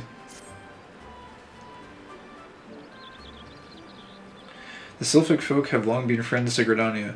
The mere thought of being at war with them pained the Elder Seedseer to no end. But owing to your efforts, she will be able to rest easier. Being the benevolent soul that she is, my lady will surely try to find a way to reverse the tempering process. Once again, I thank you. Had the signs of the Seventh Dawn not offered to mediate between our peoples, suspicion and doubt may well have led us into needless conflict. Pray pass on my regards to Lady Minfilia. Hello? Hello, Kai. Can you hear me? It is I, Minfilia. Ida and Papalimo have returned some little while ago, and they wasted no time in regaling me with the tale of your exploits. Thanks in large part to you, the name of one primal may be struck from our list of enemies, and the Gridanians may turn their attention to more pressing matters. Well done. Yet the end of one tale is but the start of another. Pray return to the walking sands at your earliest convenience. I would appraise you of the present situation in person. That line. Yet the end of one tale is but the start of another. That's what that one dude said when we were in the cave. When he was giving us his whole evil speech. It might just be a coincidence. But that line, though, I don't know.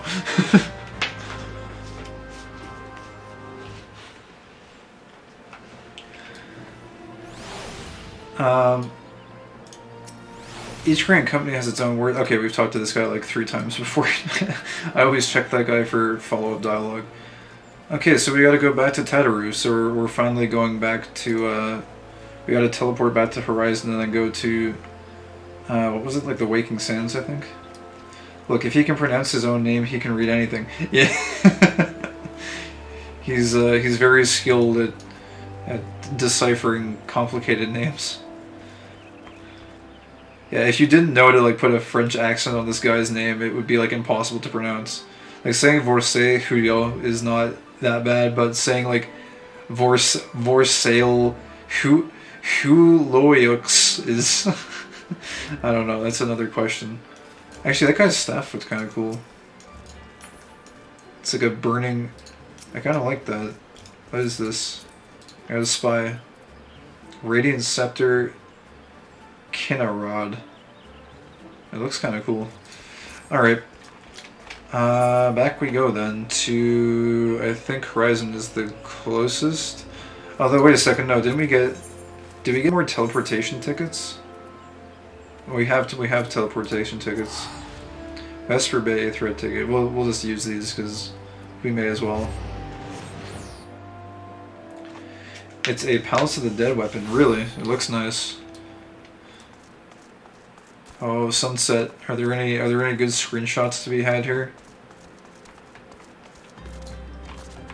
Is it screenshot time?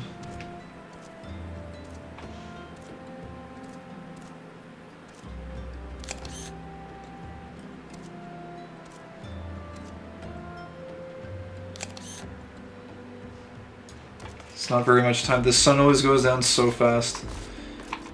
There's never any time to actually get a good angle. It's gonna be gone. No, I can't get on top of this bush quickly. I don't think you can even jump on top of it, actually.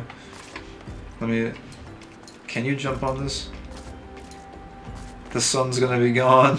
No, you can't jump on it. Quick. No. Oh, the sun's already gone. Opportunity. Well, we got a few shots. Alright, whatever. Enough parkour. I failed. Failure parkour. Oh, wait. Who's this? What is this quest? Trauma... Oh, this is level 50. Okay, I guess we'll leave that for now. Until a little bit later. Until we transition back to Warrior. I think that's one from Heaven on High, maybe? That or Palace of the Dead. I thought white was Heaven on High and red was Palace of the Dead, or other way around. Red is Palace of the Dead. I see.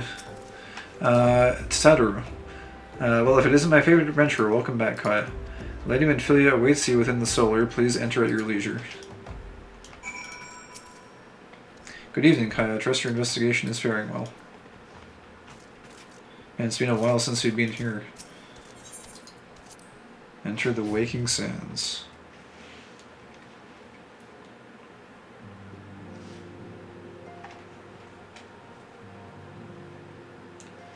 I am given to understand that the matter of Rama has finally been resolved. My fear resolved bespeaks a permanence we cannot rightly claim, yet I am well satisfied that the Lord of Levin will not trouble us in the foreseeable future. Your satisfaction is assurance enough for me. How fares the investigation? Well, enough. Thancred is sparing no effort. They are many and one, just as you suspected. Their purpose, however, eludes us still. I see. I have been meaning to ask, but is Alessi quite well? I feel as if I have scarcely seen her in recent days. Oh, you haven't, and nor have I, alas. Alessi has chosen to walk her own path, a stubborn girl, but you may be assured that our destination remains the same. And on that note, I take my leave of you. I trust Baldessian, the Baldessian report will serve you well.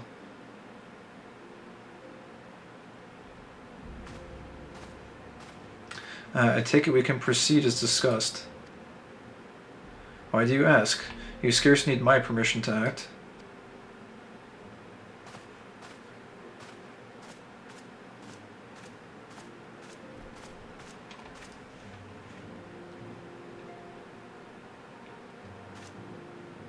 Alpha Node. It's good to see you again, Kaya.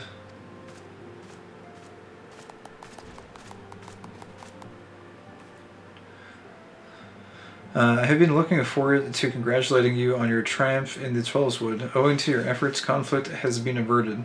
Truly, you have done the Scions proud. With that, we can strike Grandma from the list. So who's next? The Sahagin and Leviathan?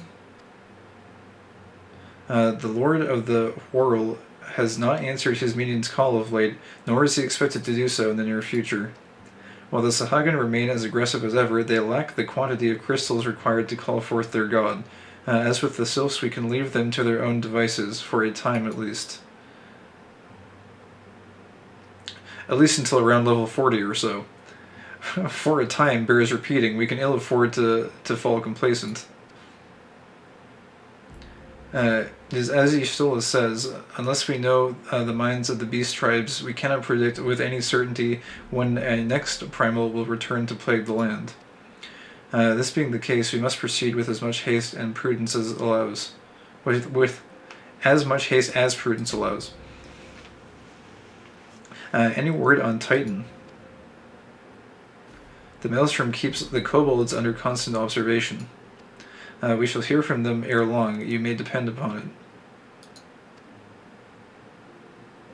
Indeed, so then, of all the known primals that have been active in recent times, we are left with... Gridania. Wait, I meant Garuda, who is the primal of the Ixal who live near Gridania. Yes, that's what I meant. So many moms to cover. Would that there were a more efficient way to conduct our surveys. Were he still with us, we should not long have wanted for a more practicable solution.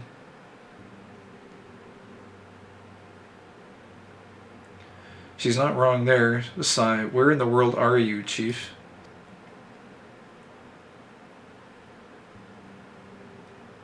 But one sure step at a time. Henceforth, the Order of the Twin Adder will handle all matters pertaining to the Sylphs under the sage guidance of the Seedseers. I bid you all enjoy a moment's respite. You have earned it.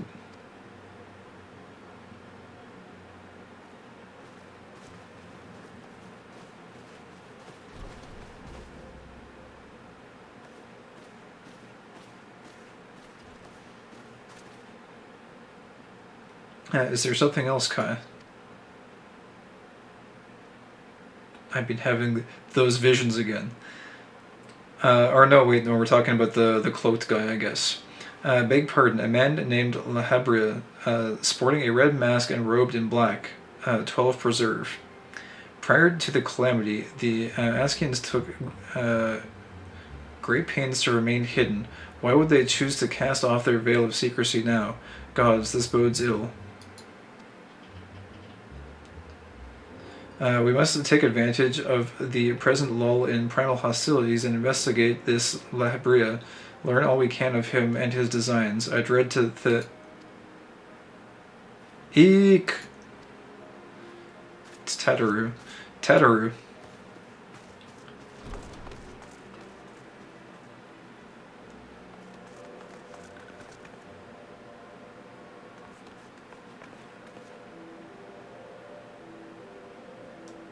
A sylph in Thanalan.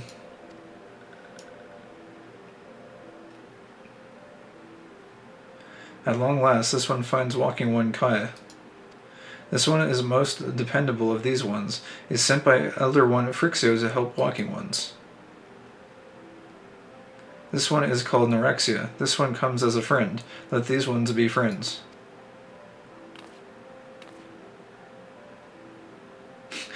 Pleasure to meet you, Norexia. Tataru does not look very happy with this. She does not look very, very at ease.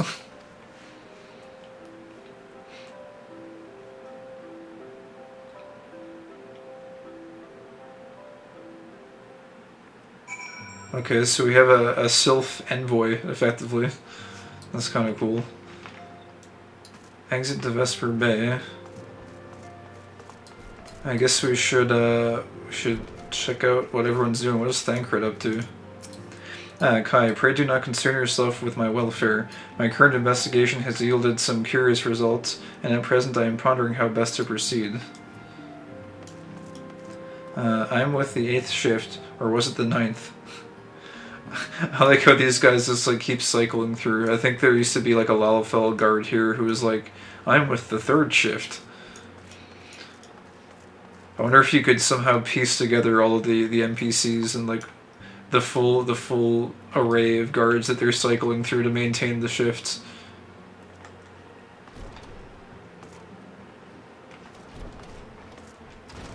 Okay, there's one up here.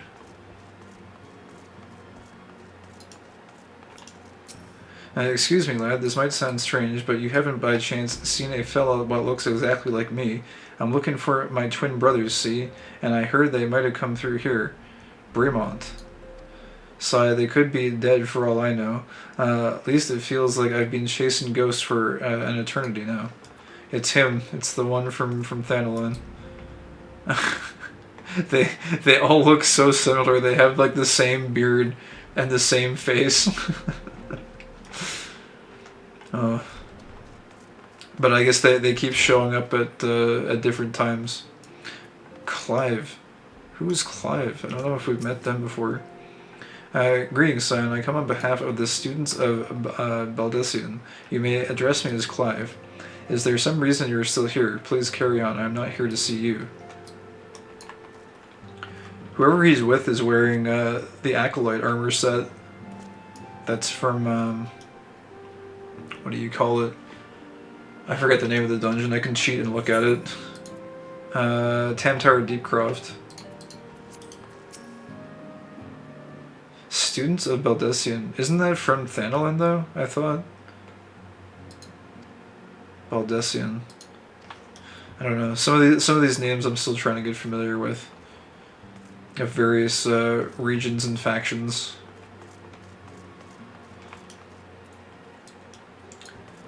It's actually from all of the original trilogy of dungeons. They share a loot table. Oh, really? I see. Yeah, I think it starts dropping at level 20, maybe. It looks kind of nice though. I like it. Anyways, people in masks cannot be trusted, but Biggs and I wear masks all the time when welding. Sigh, if only Master Garland were still with us. Wait. Oh, Garland, wait, so he's the guy, but we know where Garland is. Our character has forbidden knowledge. We know where Garland is. He's a drunkard. He's up in, like, North Gridania, drinking and pounding away at the anvil. He was a brilliant man, full of life and purpose. Kind and generous, he taught us everything we know about engineering, though believe me, he could also be a very hard person to please. He would force us to completely rebuild devices even if even a single flaw was discovered. I can only imagine what he'd say if he saw the tiny Bronco. Okay, we have hidden knowledge that that guy is not dead. Or forbidden knowledge, rather. Oh, this is Leovin. That I think she was the archer chick in that one failed party. What is she doing? In recent days, I've resumed my training. Idle hands make for idle minds, and painful memories are all too quick to resurface. This is your training? Lady, what are you doing? You're like raking the ground. Oh, that's Gerald, not Garland. Oh, right, okay. Two G's. GG's, I got them mixed up. I'm almost as crazy as this lady, but not quite this far gone yet. This is quite a training regimen you've got going on here. I think this Mikote is trying to talk sense into her. Lady, you understand that you can't cultivate the land here. It is made out of stone. You can't plant anything here, so you should probably stop doing that. She's not listening to me, is she? Alright. These guys are... Oh! Ouranger has actually started mingling with the trio of forgetful individuals. Look, when I was in the army, they made me rake rocks. This is no different. Wait, did they really? Una Titan. I'm starting to wonder if it's worth the hassle to prove who he was. I mean, maybe some folk would say, good on you, mate, thanks for fighting to save Eorzea, and whatnot. But I reckon that most would ask what we've done for him lately, if not spit in our faces for allowing Bahamut to blow up half the goddamn world.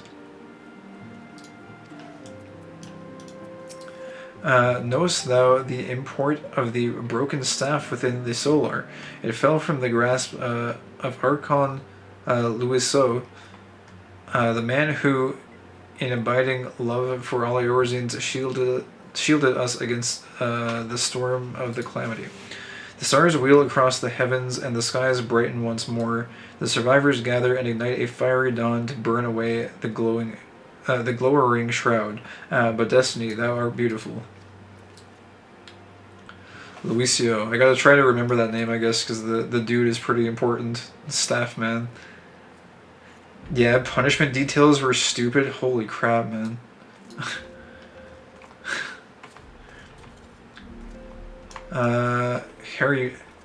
Harrybert, this guy with the glasses.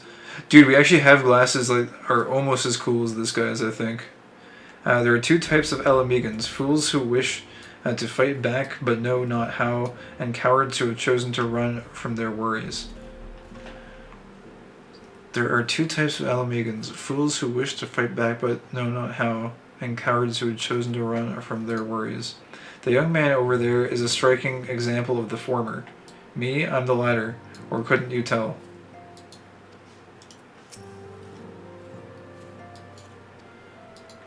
Oh, wait, so this guy is an Alamigan. Who's he talking about? Is he talking about Abatia or Arvenvald?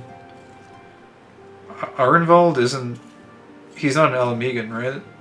I'm pretty sure. Or was he? I don't remember. I'd have to go back and look at when we first talked to him. Who does he say? Because the thing is... Oh, Arnvald is an Alamigan, yes? Okay, he is. He's an Alamigan that was drafted into... He was drafted into the Empire, right? I think.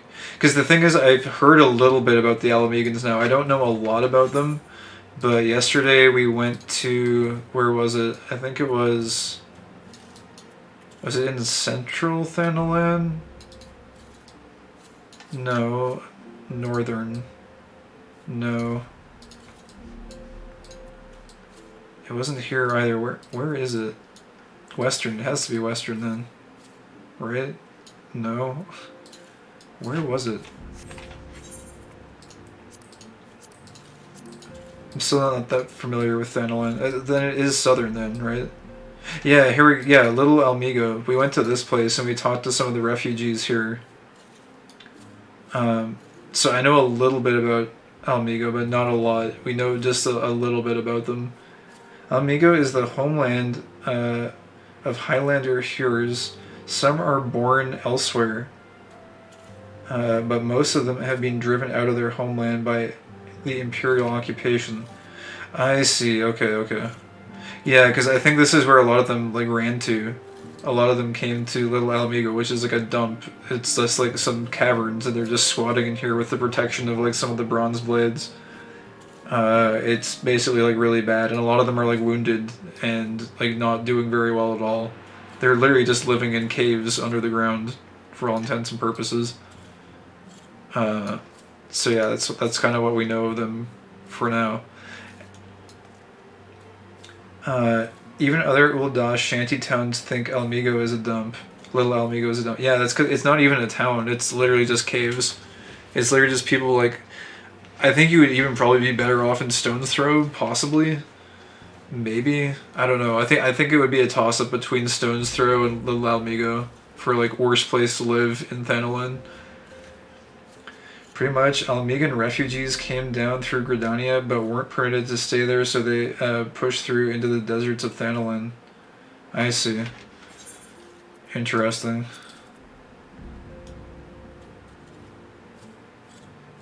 starting to get at least like some sense of what's been going on over here in this side of the world then.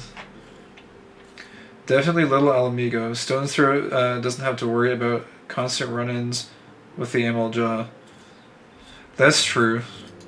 But, I mean, you do also have overpopulation. Like, it's really crowded there. I think the only benefit you might have here is that at least it's not overpopulated, and, like, there's a dedicated guard unit operating here to protect them from the ML Jaw. So it's like, you know, at least it's not overpopulated to the point where, like, people are starving, right? Like, they might presumably have maybe enough. Actually, that's not true. I think there was one guy saying he was starving here as well. So, and I don't think they have any way of cultivating food unless they maybe, like, somehow scrounge supplies from the bronze blades that are stationed there, because surely the military unit has enough food to keep them operating. So I guess it's basically, do you want to be in an underpopulated area with no food, or do you want to be in an overpopulated area with no food? That's basically like pick your hell, I guess. Where you see Gir Abania on the map, that's the region that contains Alamigo. Oh, I see, I see. Alright. Yeah, we haven't been here at all yet. I'm really interested to explore these other places eventually. There's so much. Oh, here it is. Look, the Alamigan Quarter unattuned. Dude, this is sick.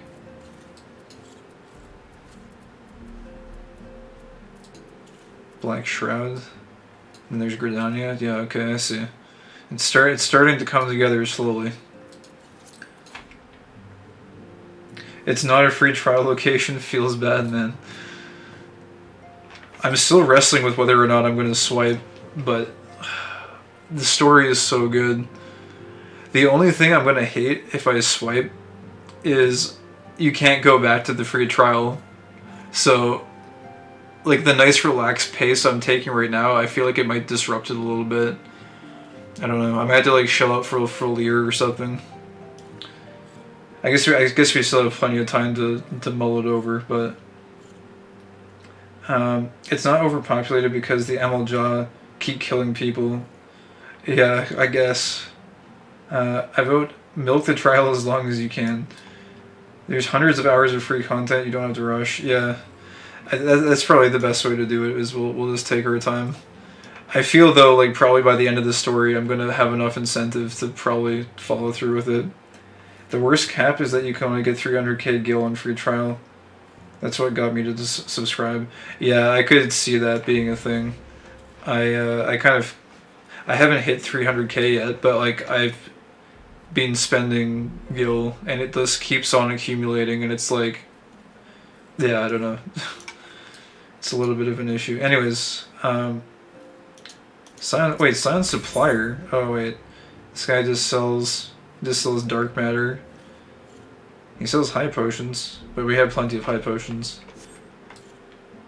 He looks a little bit like Tataru.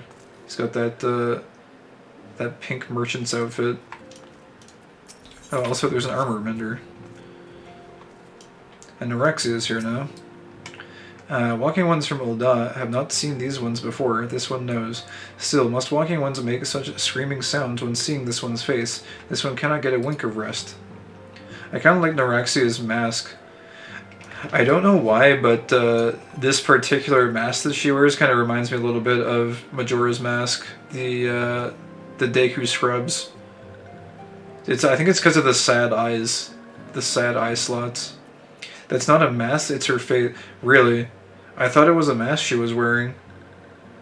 Because, like, most of the sylphs, they had sort of, like, their face was green like the rest of their body. I thought she was wearing a mask. I didn't realize that was actually her actual face. Then again, gil isn't super important, to be honest. Like, beside the buying gear for glamour or top-end crafted gear, you don't use it for much. Most gear you earn from raids and dungeons for free. Gil is used for housing and a few gil dump mounts. I see. That's good to know. I guess I should apologize to Norexia then for saying it was a mask. I really thought it was though, because like I don't know if you look at it like most sylphs, their face is like right there in that region, and it's like green like the rest of their head. So I didn't realize some of them had unique faces like this. That's cool. It still reminds me of Majora's Mask though. I think it may be a mask. I don't know. My impression was that it was a mask because she doesn't have a mouth, right? Which is, I suppose it's fine because they're very much like whimsical, floating beings. That are, I don't know, they're sneaky. And I think they might. I don't know if they actually speak or if they can talk through telekinesis. Like just the noises that they emit for some reason make me think that they can somehow communicate through telekinesis, but maybe not. I might just be crazy. It's just that wavelength sound that you hear, that kind of like binaural beat. I thought I read somewhere that it's a life cycle thing, and anorexia is very young, but I might be misremembering. I don't know. I guess it's something we can keep an eye out for. See if we can figure something out about it. But anyways, Peplimo. Look, Norexia, I realize that this makes no sense to you, but you must try to be more discreet. Years ago, a law was enacted in Ul'dah whereby, sigh, please just trust me and stay out of sight. Norexia and I both wear masks. Oh my... Dude, what is it with this game? This game, I swear to God, how many times does this happen in this game where you bring up something and you talk about it for like 10 or 15 minutes, and then literally the next line explains it to you? How do they do this?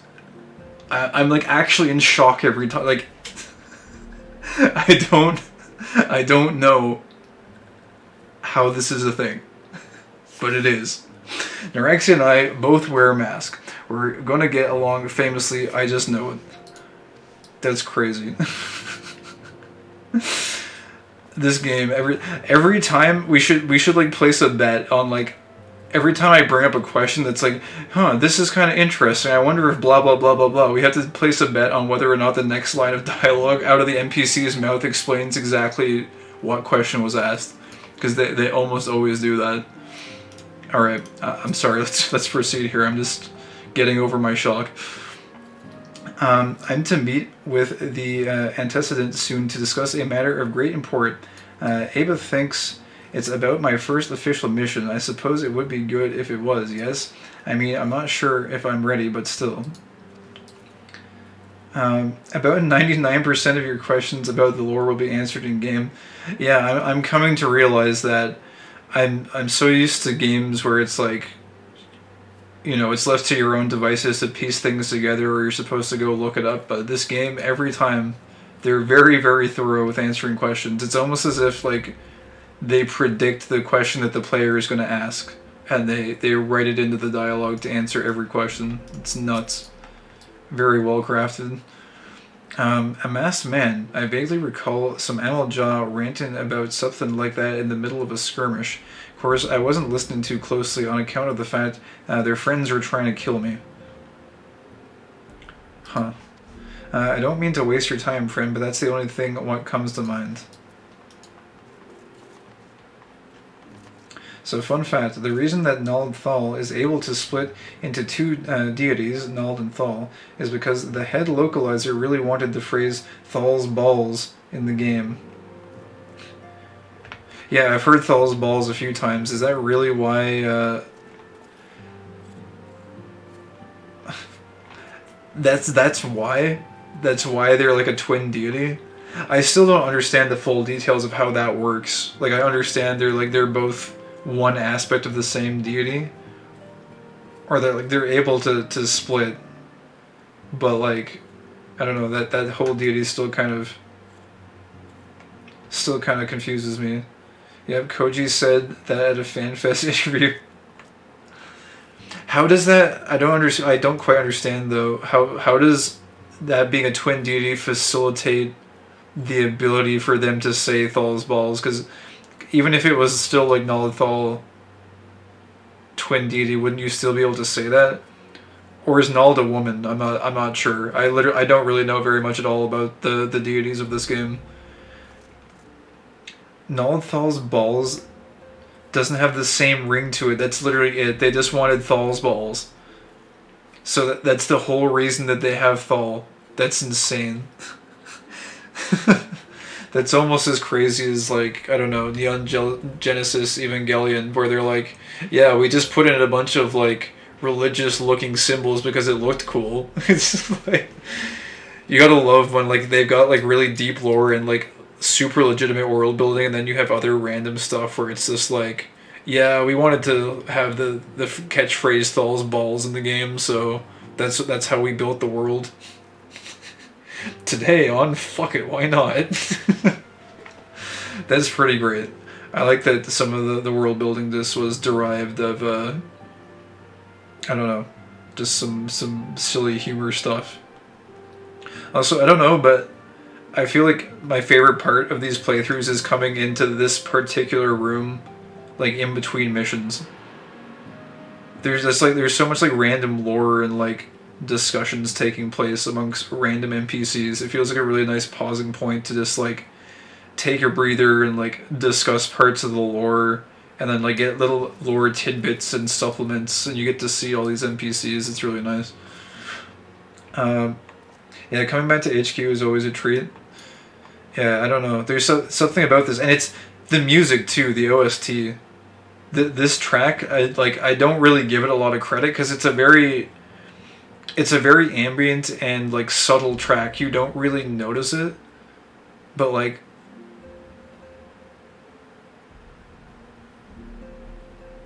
just that constant repetitive tone, and it's so quiet and just in the background, it just sets the scene of, like, the calm before the storm. It's really cool. I like it. Very subtle though. If you don't pay attention to it, it's kind of just like, it serves its role as, like, undisrupted background noise. It's really nice though. Anyways, they do a good job of making you care about all these random NPCs. Yeah, for sure. Ystola says, as you have doubtless witnessed in your travels, the lands of Eorzea are gasping under the pall of a suffocating darkness.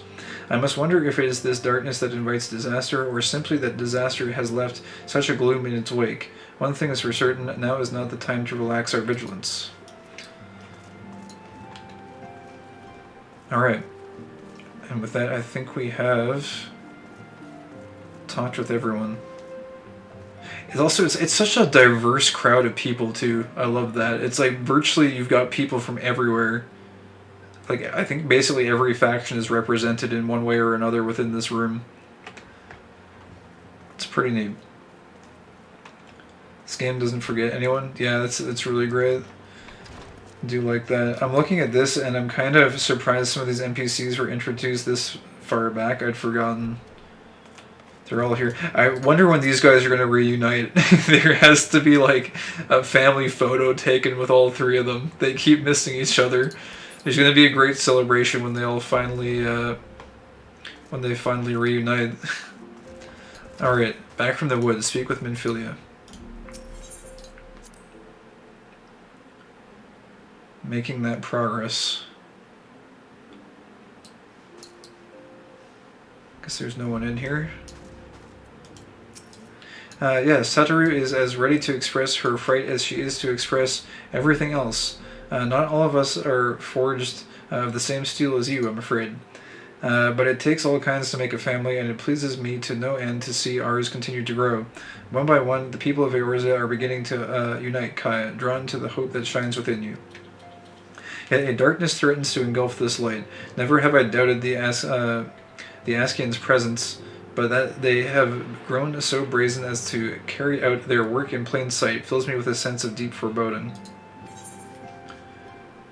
I see they're replenishing our Vesper Bay Aetheryte tickets. That's very nice.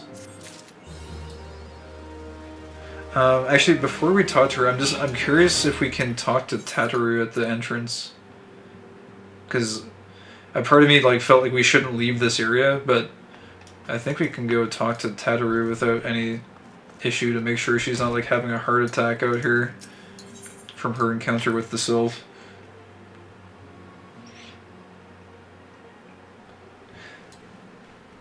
Honestly, I think them never being together is a running gag about players thinking it was the same guy in all three opening cutscenes. Oh, hello.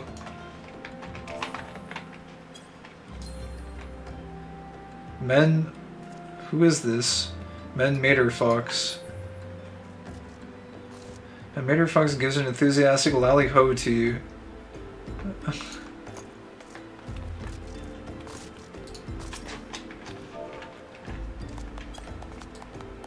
Who is this? I'm not familiar with who this is. They were like waiting for me.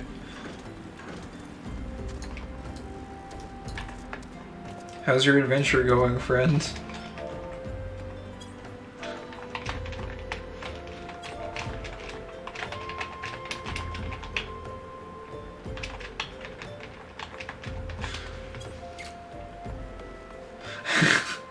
Who is this?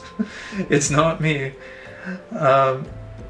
Okay, so in the original release, those tickets didn't exist. People had to teleport to Horizon and hoof it every single time. Wonderful. That is what I do. Free benediction.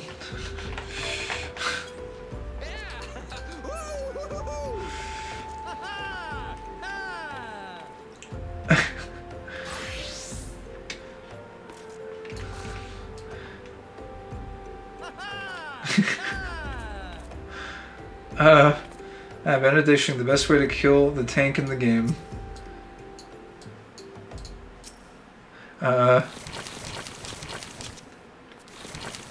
Paints a swath of yellow on the floor. Shock, can you do that? No. I don't know my emotes very well.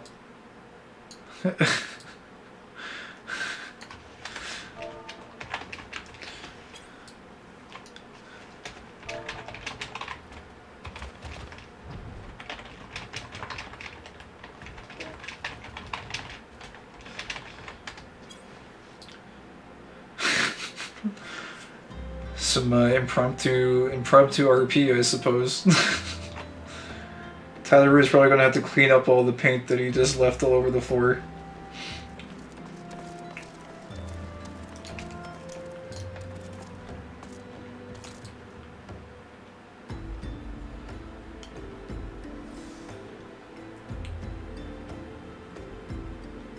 Unless you're paired with a Gunbreaker. It's a white mage ability on cooldown that gives someone a 100% heal. So healers always play chicken with the tank last HP, but it takes like half a second to take effect when you use it. So a lot of the times the tank dies first. Then you bane and they immediately. But like, oh my god, who's this guy? This guy's massive.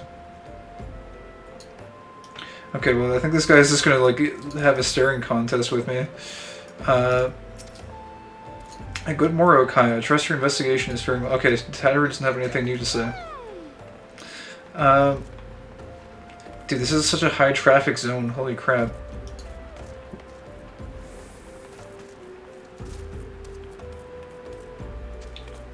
There's so many people here. There's also forbidden macro for Gunbreakers.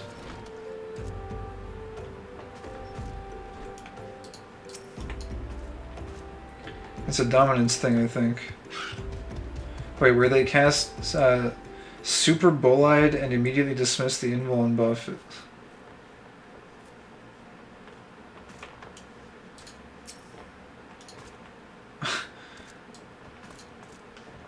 If you ever need an FC for help, you're welcome here. I'm about to get some mounts for my FC members. You have a great day, friend. I see. Oh, he's gone. He teleported. Also, there's someone dancing here.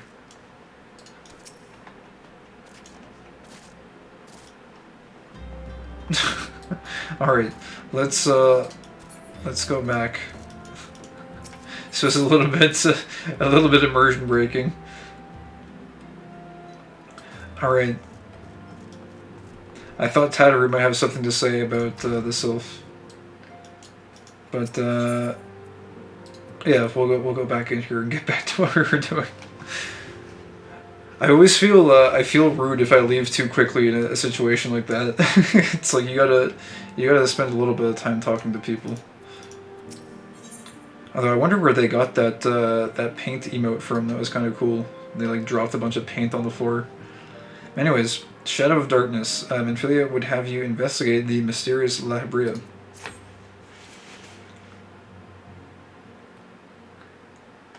Unless it's La Habrea. I think it's La Habrea though. Anyways, I'm afraid there is no rest for the weary Kai. We must delve further into the motivations of the masked man. The Askian knows as La Habrea. This is another ideal moment to do so while our hands are not bound at dealing with another primal. At present, we know little and less about the Askians, only that destruction follows in their wake. I should not be surprised if these beings are behind the chaos that racks the realm. If my fears prove to be reality, we must do all in our power to stop them. Earlier, I sent word to each grain company to solicit cooperation. The Immortal Flames responded to the effect that they have information on a potential sighting. This is intelligence that we can ill afford to ignore. Go speak with Flame Commander Swift at the Hall of Flames in Ul'dah to inquire further. How you go about the investigation thereafter, I leave wholly to your discretion. But whatever you do, never forget that we are dealing with the unknown. You cannot take too many precautions. Be safe, Kai.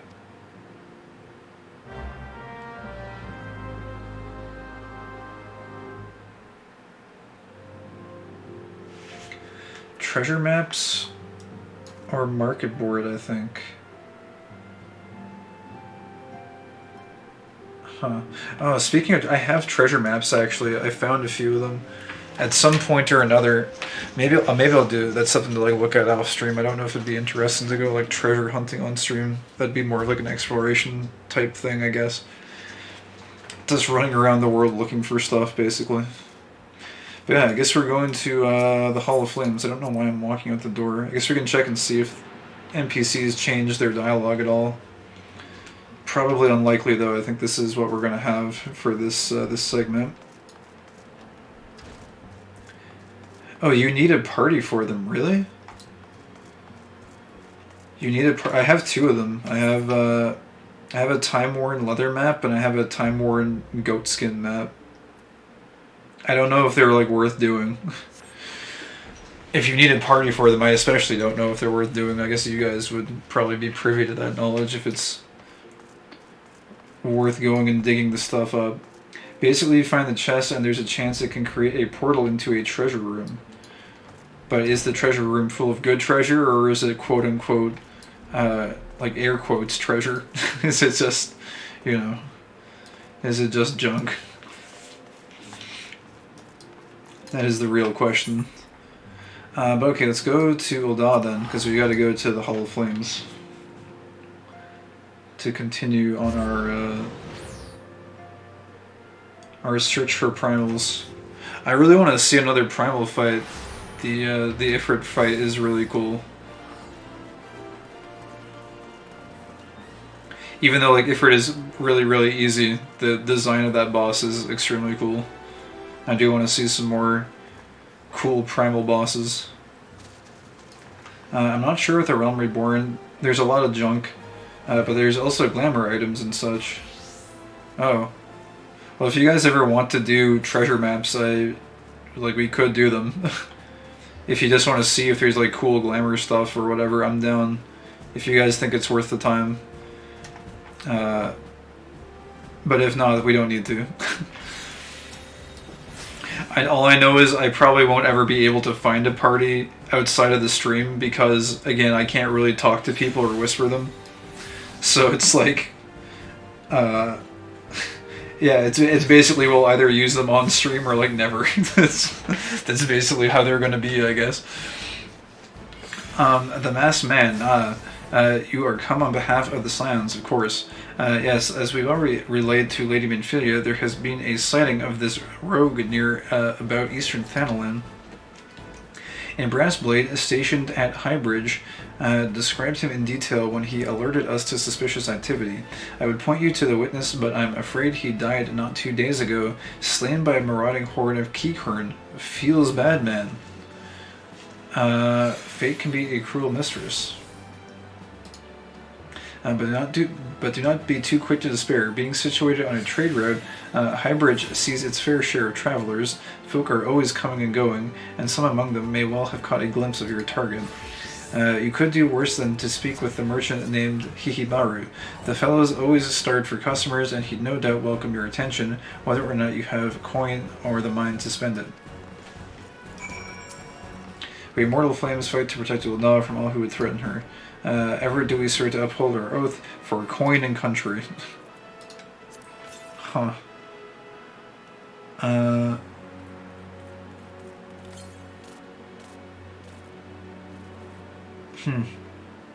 Keyhern. I don't know if there was any Keyhern at Highbridge. I guess maybe they were elsewhere in the region. Although that's in Eastern Thanalan. I don't recall seeing any Keyhern there. I guess they are a beast tribe, though. I guess they do. Actually, wait, no, never mind. No, there are. I remember now. There are some Keyhern there, I think. Anyways, healer ready for 50, 60 maps at least. Do you guys want to do them at some point? We could do them like at end of stream or something, maybe. Like when we're done for the night. I don't know if they're good. They might be. What is it? This bottle holds a time-worn map classified as risk-reward grade 2 amongst treasure finders. I don't know. Grade 2? That sounds pretty junky, though. Like, do they get better? I don't know if grade 2 ones are worth doing. It's up to you guys. I don't want to waste your time, but if you guys want to go on a treasure hunt, I have no idea how it works even. You find the chest and then there's a chance. So why do you need the party for it? Is there like some sort of a mob that shows up or something? Oh, there's group maps later on. Oh, okay. So these ones are just... I guess you can solo these ones? Is that the case? Maybe? I don't know. Where are we going? Speak with Hihibaru at Highbridge. Oh, Highbridge. Yeah, okay. I was just thinking Highbridge. I think Camp Drybone is probably the actually, I'm curious. Is Camp Drybone closer or is Camp Tranquil closer? I think Camp Tranquil might be a little bit closer. Because Camp Tranquil is this right here. I think it's kind of close. I wouldn't mind going through Camp Tranquil. Just to see. You fight mobs, mini-bosses in the treasure rooms. At least with the current ones. I've never actually done the Realm Reborn ones. Huh. Well, maybe when we're done with the... oh, there's a leaf quest. I might do this quick leaf quest unlock here while we're here. I'm sorry. I need to do it. But yeah. I don't know. Maybe at the end of the stream I can like look and see... Maybe we can just do these on stream to like figure out if they're worth doing or not, and whether or not you need a party for them. We can do some sciencing. I'm gonna do this really fast because I like to have these unlocked, just for like off-stream stuff. Leaves of Camp Tranquil. Mirthalin, the leave meet at Camp Tranquil, seeks capable adventurers to undertake his many tasks. Looking for a spot at work, then you've come to the right place. I'm Mirthalin, a representative of the Adventurers Guild. As the leave meet stationed here at Camp Tranquil, I'm responsible for assigning the various tasks that come in from beleaguered locals. Quite a number of these tasks can entail a significant degree of danger, however. If I'm to set you loose on my leaves with a clear conscience, I must be first convinced of your capacity to surmount the challenges you're likely to encounter. How about we start you off with a leave of my choosing and see how you get on. Let's try this one, shall we? Where are the furs at? After the lengthy interrogation of a recently captured Kurklaw member, the Woodwithers have discovered the precise location of several stockpiles of prohibited furs. As there is a countless number of these hidden stashes, the Whalers are currently enlisting the aid of able-bodied adventurers to not only retrieve the contraband, but also see to the handling of any poachers who may attempt to protect it. Alright, cool. These usually only take a quick second, so excellent. Pray be aware that while you're retrieving the furs, you may encounter the poachers themselves. I suggest you arm yourself for battle. Good fortune to you, adventurer. I hope to receive word of your success in the very near future. Alright, so I do believe we just need to go like here should be fine. Start this up. Where's the furs at? Initiate. And so we're just looking for poached hides effectively as we take a significant amount of fall damage. Yeah. So like the only reason I want to unlock these is not for the normal leave quests, because the normal leave quests are effectively a waste of time outside of the cool little zone lore snippets that you do get. But that's not really why. The main reason is for the tradecraft leaves that you can get, and the ones you can do for the Disciple of the Land as well. Also, where am I going now? Usually there's markers on the map, but it would appear that there are none right now. Oh wait, I see. It's over there, and it's actually pretty dispersed. So we'll just grab 5 of these, teleport back, and then that will be unlocked. And who knows, maybe we'll see some interesting crafting leaves that people will be interested in, possibly. Sometimes there are good ones. I think as we get into the higher level areas, they'll become more useful. We're in a kind of like level 30-ish area here, so they might start getting good in this place. I don't know. I suppose we'll see. Oh, there's one more here.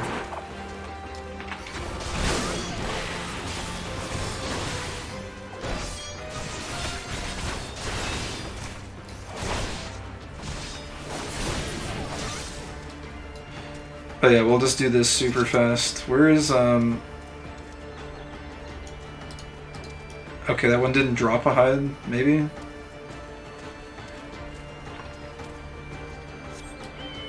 I'm slightly confused.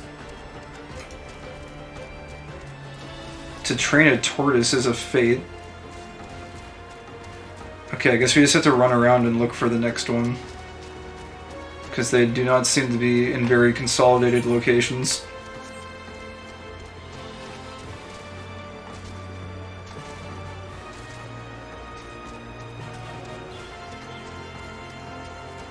Oh wait, there we go. One of them disappeared. Or wait. Oh, I think it's overlapping with the Fate. Is that? It is. Oh, I think they're both overlapping with the Fate. That's why I couldn't see them. I was like, I don't want to go to the Fate right now. And then it's like, no, the poached hides are in the Fate. You must go.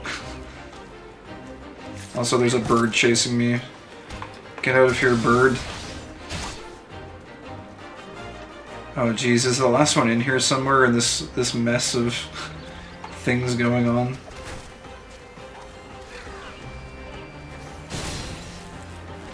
I am stunned. I'm stunned and... oh wait, there it is. Oh, a treasure coffer.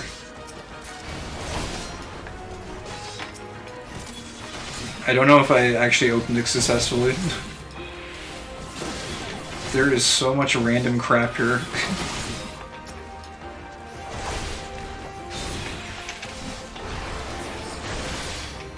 Okay.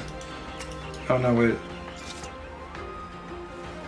Oh, we got a potion of vitality out of the chest. Okay. There we go. Done. Let's see what we got.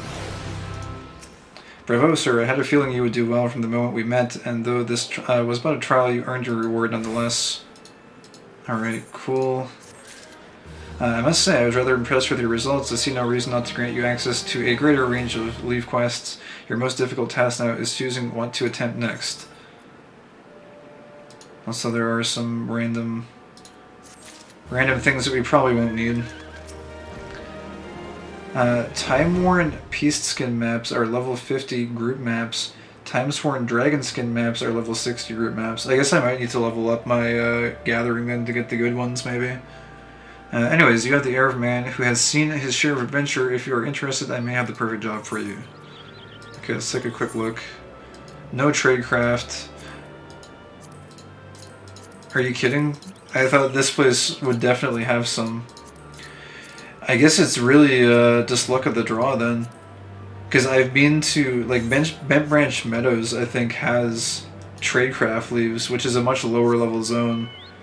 This place, on the other hand, is like a level 30 place, so I'm like, this place ought to have some, right? But no, there's none.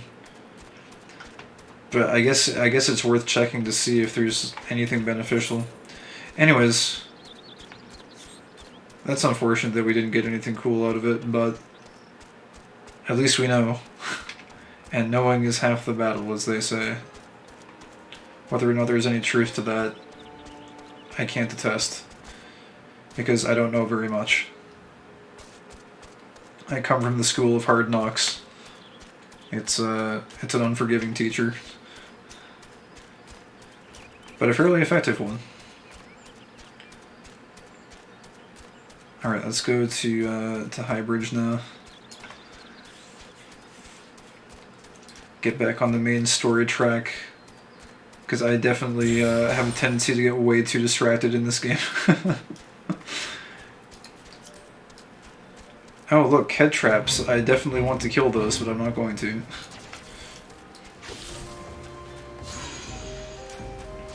Actually, I don't know if I still need the Ked Trap drops. I kind of accumulated quite a few of the leaves that they drop. But I don't know if I necessarily need that many more of them anymore. This music is really nice. I feel like this music doesn't play in that many places, at least not right now.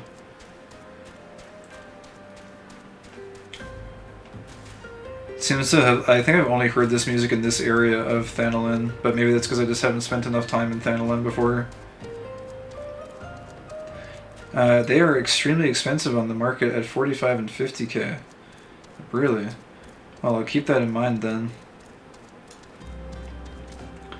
In case I come across them, we'll definitely hold on to them. Alright, Hihibaru.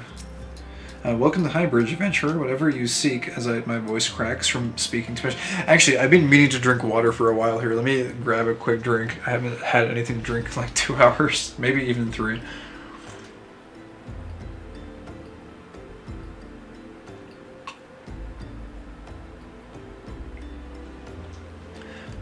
Oh, that's good. Alright. Welcome to Highbridge, adventurer. Whatever you seek, I, Hihibaru, can provide it. Probably. You're after a masked man. I'm not sure I have one of those in stock. Oh, you're after a masked man. Why didn't you say so sooner? Such an individual might have featured in one of the many rumors I've heard. If you linger a while, mayhap you'll learn a thing or two, eh?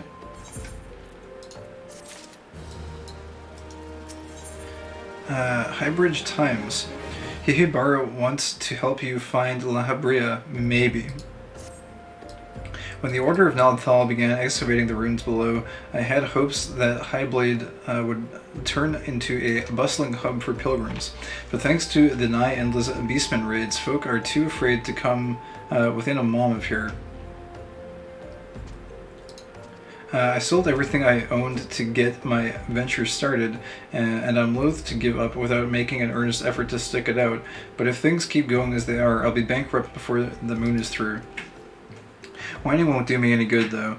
No, for my business to survive, I need business. Speaking of which, perhaps you'd like to browse my wares. Spend a bit of coin to help a struggling merchant.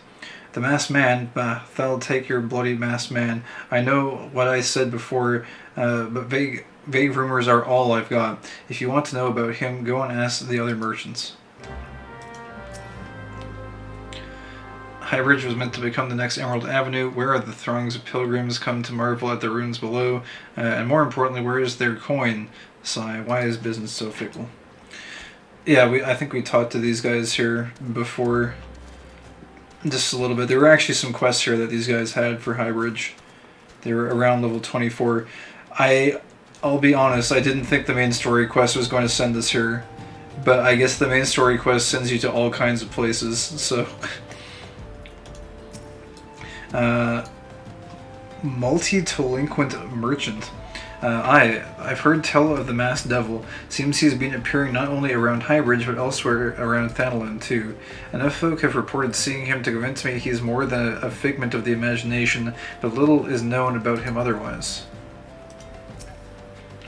Enough folk have reported seeing him to convince me he's more than a figment of imagination. Alright, he just says the same thing. No matter how fruitful our research, funding is not so easily secured. Okay, we've talked to all these guys before. Talked to them yesterday. They're basically researching these runes, which apparently the runes span like all the way from like around here at Highbridge all the way over to like over here at the Invisible City. So it's quite a expansive lost city, basically. But it's also very fragmented.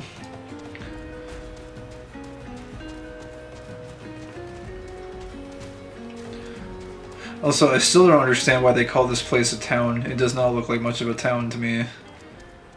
But they do refer to it as such. Absent-minded merchant. On the trail of the masked man, I have heard of him, but only in hushed tones and faint whispers. It said he wears a black hooded robe and looks right suspicious, and that's about all I can say, little though it is. It said he wears a black hooded robe and looks right suspicious, alright. And just one more here.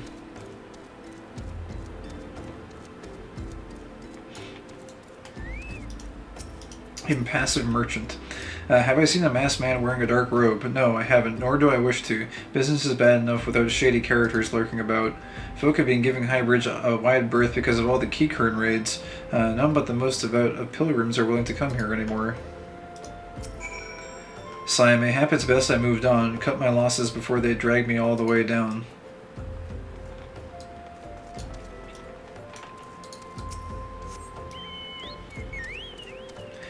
You're gonna love the game's expansions. The game goes to a lot of very interesting places. Yeah, I mean, so far I've been just loving the base zones even. Maybe I'm easily amused by the world building. Like, it doesn't take a lot for me to be like, oh, that's a cool idea for some world lore. Judging by your expression, I take it you didn't learn much of use. Look, I'm sorry for my rudeness earlier, it's just that things are tough for us merchants at the moment. The Keycurn raids are so constant, so organized, we're beginning to suspect that someone is orchestrating it all. I tend to put my own welfare first, like most of us do, but that doesn't mean I'm a bad person. I promise to keep an eye out for your masked man. If I see or hear anything, you'll be the first to know. Let me get some salmon pink dye. Oh, 35. That's Paladin quest, potentially. We could stick with the main story for a while, though, I feel. Where there is smoke, Hehe Bauer has information that will surely lead you to La Habria. Surely!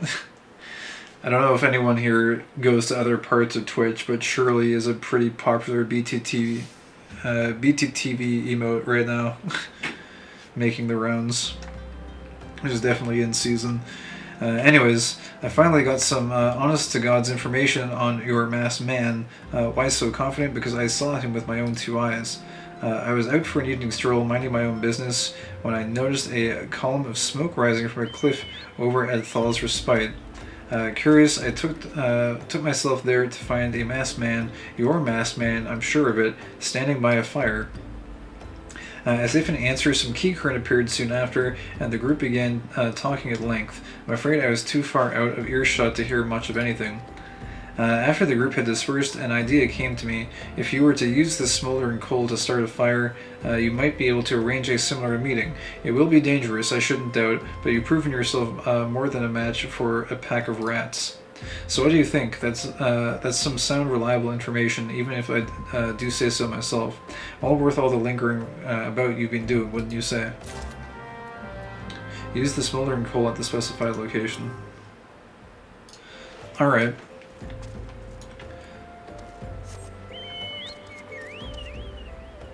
Here's the thing. Alright.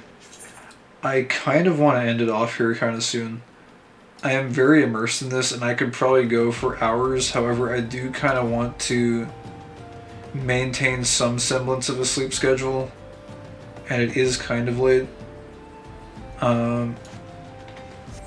I don't know if I want to do these maps on stream. I don't know how much of a crazy goose chase this would be to do these.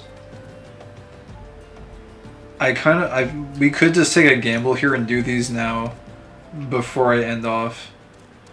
Because we're basically starting a new, what would you even call it?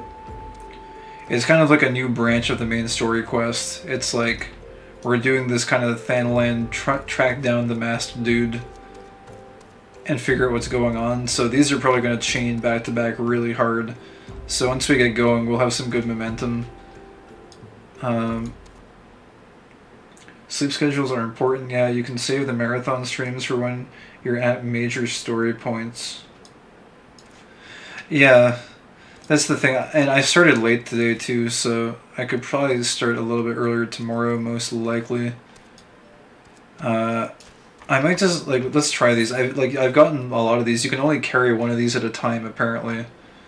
I'm not even sure how you use them. I guess you use Decipher. I'm not sure what this does, but I guess we'll do this for science. Well, you can't do it right now, apparently. Let's decipher the time-worn leather map. Okay. You remove time-worn leather map from the bottle and decipher its mysteries, and it starts raining as soon as I do that. Apparently. The active help entry finding treasure has been added under the category items. Using a treasure map will bring up a window that reveals the rough whereabouts of a hidden cache. It is then up to you to cross-reference the area map and pinpoint its precise location. It is then up to you to cross-reference the area map and pinpoint the precise location. Oh, the rough whereabouts, okay. Upon arriving at the specified location, use the general action dig to locate and extract the treasure. Barring any navigational errors, a chest laden with bounty will appear. Be fairly warned, the chest may be rigged with a trap that lures ferocious creatures to you. You must defeat them if you are to walk away with life, limb, and loot. Huh, okay. That's kind of cool. So, Central Thanalan. So it's basically like it's almost like Where's Waldo, kind of. Can we make this a little smaller? Actually, I guess we want it to be like up here, right? So that looks like... Where would that be? There's like a huge patch of like dirt up above and then some like smaller patches.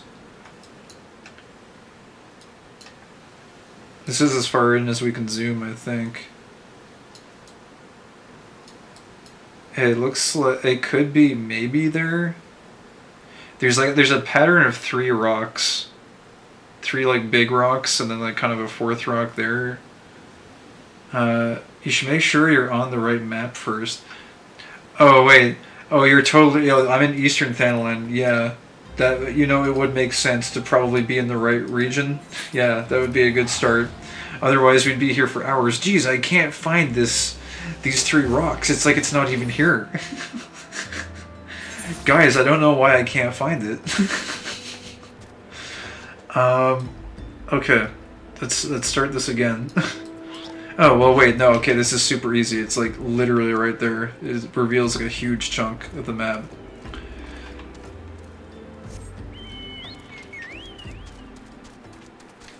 So yeah, I guess we go here, and I guess we'll see if some sort of like S-rank mark pops out and one-shots me or something. Also, I suppose we'll need to do this, I think. Do like some digging. Does this mean we found it or that we did not find it? Oh, you found it, okay. Oh no, it's a Keychron shell sweeper. I think that's just from the area. So hold on, are we gonna get... The treasure map will be lost. Yes. Territorial wolf. Okay, I don't think we need a full party for this. Although, with that being said, I don't know if, like, if you guys join the party, I don't know if you guys could also get something from the treasure coffer. Do you guys think that's a thing? Or is that not a thing? Like, do you think we could all open it, or would we have to end up rolling on the loot, do you think? Oh no, there's more of them. Territorial jackals. You'd assume we'd roll off. It'd be cool if everyone got something. I liked the sound of that treasure room. That sounded like it'd be a fun like group thing to do at the end of a stream. But maybe we'll be able to do them if I start getting actual high-level treasure maps. They're not too common. Oh my god, there's more of them? Uh-oh. Alright.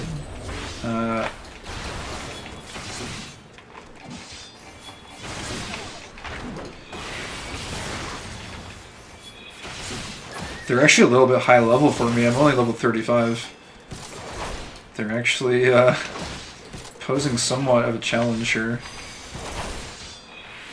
Luckily, Chocobo Friend is here to help.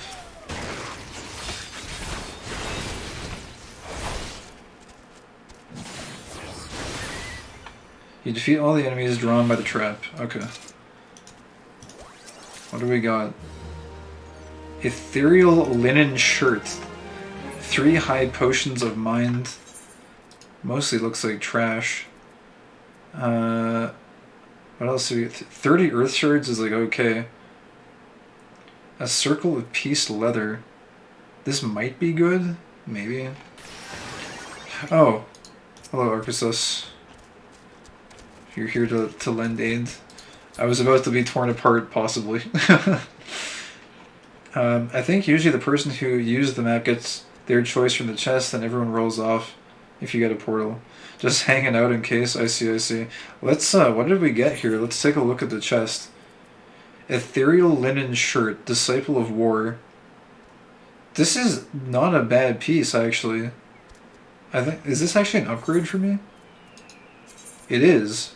How much of an upgrade is this? It's plus 3 strength, plus 2 vit. I lose my tenacity, which sucks. But it's got more defense on it. Huh. Okay, that's not bad. I don't know if this was based on my level. I don't know if that's why I was level 35. I don't know if I used it as a warrior, if maybe it would give me a higher level piece. Technically that's DPS gear, but if your gear is bad enough, yeah. What does it look like? Does it look cool? Yeah, it looks alright, I guess. It does have some kind of like fancy designs on it. It's not bad. Can you dye it, I wonder? If it's dyeable, that it could be good. Equipped, armory chest, body, ethereal linen. Oh yeah, you can dye it. Huh. That could make a cool like aesthetic piece. You know, you give it like a bright red or something like that. This almost looks like what's his name, Aldis's chest piece that he wears. Is it not bad? It looks kind of cool. I don't know. I might throw that in the glamour chest.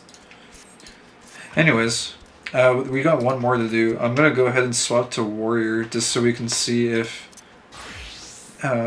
your level of your current class impacts what you get. Okay, so time-worn goatskin map. Pop this open. Protect. He protect. This is in Central Shroud. Alright. Central Shroud we go. Keykerns. What are you doing, Keykerns? Waddling around. Be sure to check your bird to see if you can use any SP on him. Oh yeah, I don't know. We might be able to. No, not yet. We're almost max level for DPS bird. It's getting there. The bird is actually very useful. The bird stun is really helpful when you're just doing PvE stuff. Okay, this one looks a little bit harder, perhaps. Okay, he's up there a bit. Nice. Yeah, he needs a little bit of work to get levels anymore. It's not, they don't come like candy like they used to. All right, so this kind of looks like.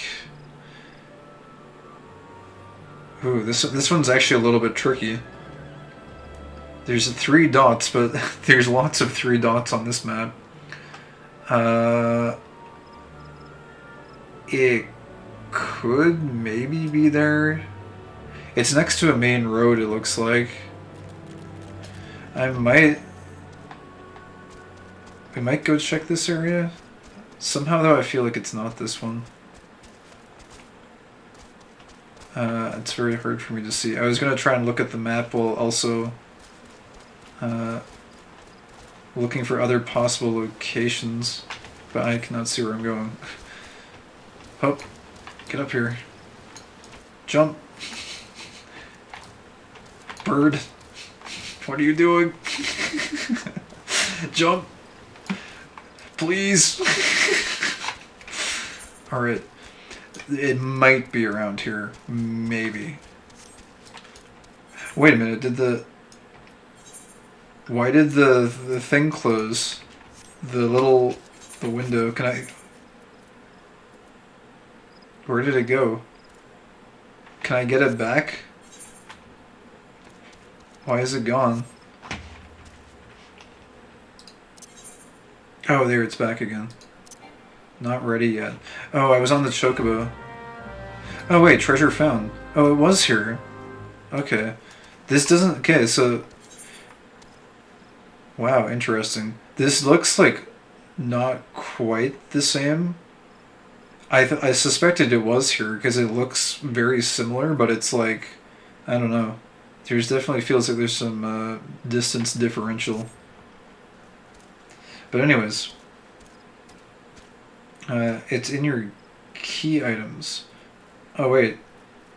You can level beyond 10, but it's expensive. You have to feed him a special onion for every level above 10. Either grow them or buy them. Thavnarian onions.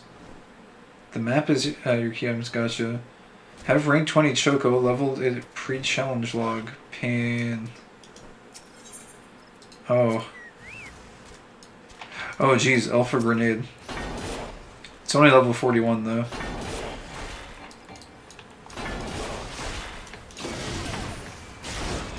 Oh, okay. We got some more friends here.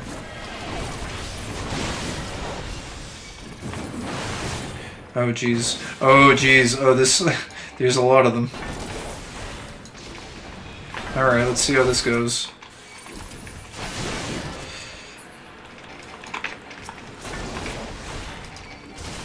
This is kind of fun though, I like this. There's a lot of them. It's not bad. Okay, luckily they're low level, so we didn't get into too much trouble there. Alright, what do we get? 50 lightning shards. Elegant tombstones of poetics. I think that's a currency, isn't it? Battle. Or wait, no. The key items? I don't even know where those would have went. Huh. Elegant tombstones of poetics. A sheet of steel plate that's kind of trash. 2 bolts of undyed linen and a clear glass lens. 3 pinches of bomb ash. I think the tombstones are the only good thing that came out of that. Battle currency, it's the red rectangle. Oh, it's these, I see. Okay. Wow, well that's... I guess that's the only thing of semi-value we got out of that one then. Feels bad, man. You got poetics before 50, wow. I didn't think it'd give you poetics, it's pretty swank actually. Oh, are they actually good? Okay. Everything else is basically trash. They came out of that chest. Use tombstones to buy high-end gear once you reach level cap. I see. Gotcha. Well, I guess we got some of those. But yeah, unfortunately it looks like these ones are not party-based, which kind of sucks. It's a little bit of a letdown, but maybe we'll get to party-based ones later on. Poetics are the general tombs, you'll use them a lot. I see. Cool, cool. Basically, once you clear a base main story quest for a cycle, you'll be able to buy the top tier gear for that cycle for tombstones. I see. Sounds like something I'll want to accumulate more of over time. Oh man, this place. Dude, this is one of the places we went to on that long 15-hour stream. I still remember that. I think that was not last weekend, but the weekend before. Should do another long-ass 15-hour stream at some point. Where we just like go through the main story quest and try not to get too sidetracked. That was a fun one though. Like I don't even think I was doing that much main story during that one. I did some, but we also just like did a ton of. I think I read all of Gridania's NPC text, and we also did like all of this place, all of Central Gridania, or all of Central Shroud rather. It was pretty intense. I think we did like most of Conjurer as well during that one. It's completely bonkers. Alright, well, where do we want to log out? I guess logging out in Ul'dah would probably make sense, since that's kind of where the story is taking place. Usually you augment your tombstone gear to make it better, usually through items you earn in raids. But in old expansions, the tomb gear comes augmented to begin with. Huh. Yeah, I guess there must be some systems and nuances to figure out about that. Anyways, let's go. I don't know why I still run away from the Aethernet crystal whenever I teleport somewhere. I don't know why. It's just a force of habit, I guess. Fat cat. Look out for the fat cat. It's a fat cat. It's sitting there like that because it's a fat cat. Alright, Adventurers Guild.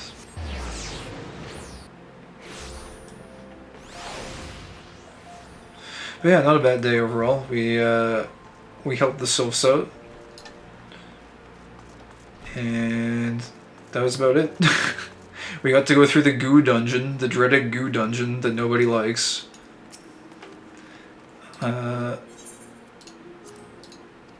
And yeah, that's about it.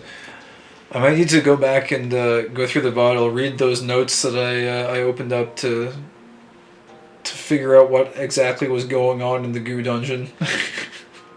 The hidden lore. Also, I guess over time, if we ever run that place again, maybe I'll dip into the side rooms, because, I don't know, just for exploration purposes. The goo is being removed on Tuesday. I'll be able to say I'm part of the goo gang. I was one of the people that dealt with the goo.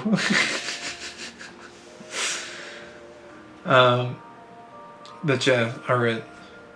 Also, I don't know who was here yesterday, but we found our baby bat. I did a random fate, as one does when they're easily distracted by things. It was in like a pirate camp, and we talked to like all the pirates afterwards. And I was like, okay, you know, that's some cool side lore about their location or whatever. But then there was this one key current junk vendor hidden away like behind a shattered building or something, and they had a baby bat you could buy. So we have our little friend here. I like his glowing eyes, they're kind of nice. Small bat. But I don't think it ever actually lands on your shoulder, which is unfortunate. I don't think bats are very, very good shoulder pets, I guess. But anyways, you can pet the bat. Oh no, no, come back. Where are you going? The busy-bodied bat. Hold on. Don't sit still. Everyone pre-Goo Dungeon should get a free title called Goo Gang. Pre-Goo Dungeon removal. Yeah, I didn't, like, it's interesting, like, they almost had some dungeon mechanics that were interesting there, like with the poison pods, but the poison doesn't actually do damage. And the goo is, like, it's interesting because there's like wind tunnels or whatever that kind of suck you forward. And if, like, you know, it would have been cool if it was like you get sucked forward and you land in a puddle of goo, and then when you try to leave that spot, you move slowly. and there's some sort of threat there that damages you, like that would be cool. And I think like by this point in the game you could throw something like that at the player and it'd be fine. But they're just like, no, we're just gonna put goo here that's very inconvenient and makes you walk slowly for no apparent reason. Also, a bunch of pods that do no damage. This seems like a little bit of strange dungeon design. Oh, hello, Bat.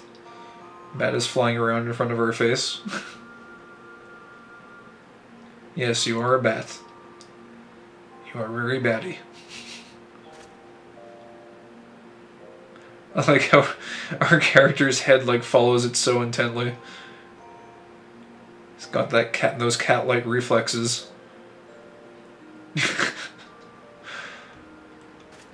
Apparently they're removing the power cells too. Oh, that's nice. So it'll be a more straightforward dungeon. Yeah, we'll be able to do boss-to-boss pulls, and possibly wipe if the healers are not prepared for it. I actually the other day off stream I wiped a party for my first time in this game. It was in the Tam Tower Deepcroft. I was doing a relatively big pull. It was from one of those like summoner portal places to another one of the summoner portal places, and I was doing it on my gladiator. And I don't know, I guess the healer just wasn't quite keeping up. They seemed like a little bit of a heal bot. They were one of those players that doesn't like to do damage on their healer. They just kind of like sat there and spammed, I think, Cure 1 or something. So I should have known from that maybe it was a little bit dicey, but yeah, I pulled a little bit too much, and we ended up wiping it. But I don't know, everyone was cool with it. They were just like, yeah, it's whatever. Actually, I don't think anyone said anything. And I apologized at the end of the dungeon, but then the healer also apologized. So I don't know. I don't know whose fault it was. Maybe a little column A, a little column B. But I don't know. I'm still trying to learn the limits of tanking in this game. It's weird when you're. It's a weird social dynamic, especially when you're running with a random healer, because it seems like the way that a lot of tanks and a lot of healers interact in this game in particular is it's normal to let the tank drop to like 25%. But it's like when you're doing those massive pulls, it feels a little bit scary to do that and be at 25% HP, because all it takes is like one bad attack rotation and then you're kind of out of commission. Gotta learn to big pull somewhere. Yeah, for sure. I'm basically still testing my limits, and it was probably my fault for doing that kind of a pull on the gladiator, which I wasn't really as comfortable with as the warrior, but it is how it goes. Oh wait, also redesigning it to be more linear and less maze-like. Interesting. It's tricky in those low-level dungeons. I determine pull size more by what DPS I have than how my healer is. Like 2 melees means no AoE there. If I've got a bard or a black mage or something though, balls out. Interesting. Yeah, see, the trouble for me is I don't know what all the DPS classes do, so I'm at a little bit of a disadvantage there also. I also don't even know what the healers all do, so I guess that's also part of the learning curve that I've gotta work out. But most of the time I do big pulls and they go very well, so. Everyone will get more tools as you go, too. That's true. Yeah, that's another problem with the low-level dungeons, is you usually don't even have your full kit, right? You're usually working with like part of your toolkit, so you kind of got to work within your limitations there. I think they're supposed to fix the melee AoE situation on Tuesday. Like, Dragoons don't get an AoE currently until level 43. Yikes. That's pretty bonkers. I know they said they were looking into it, but I don't know if there's a timetable on the class stuff. I thought the big patch was supposed to have already been out, but I guess this isn't the one. The big 6.1 patch is not quite the one just yet.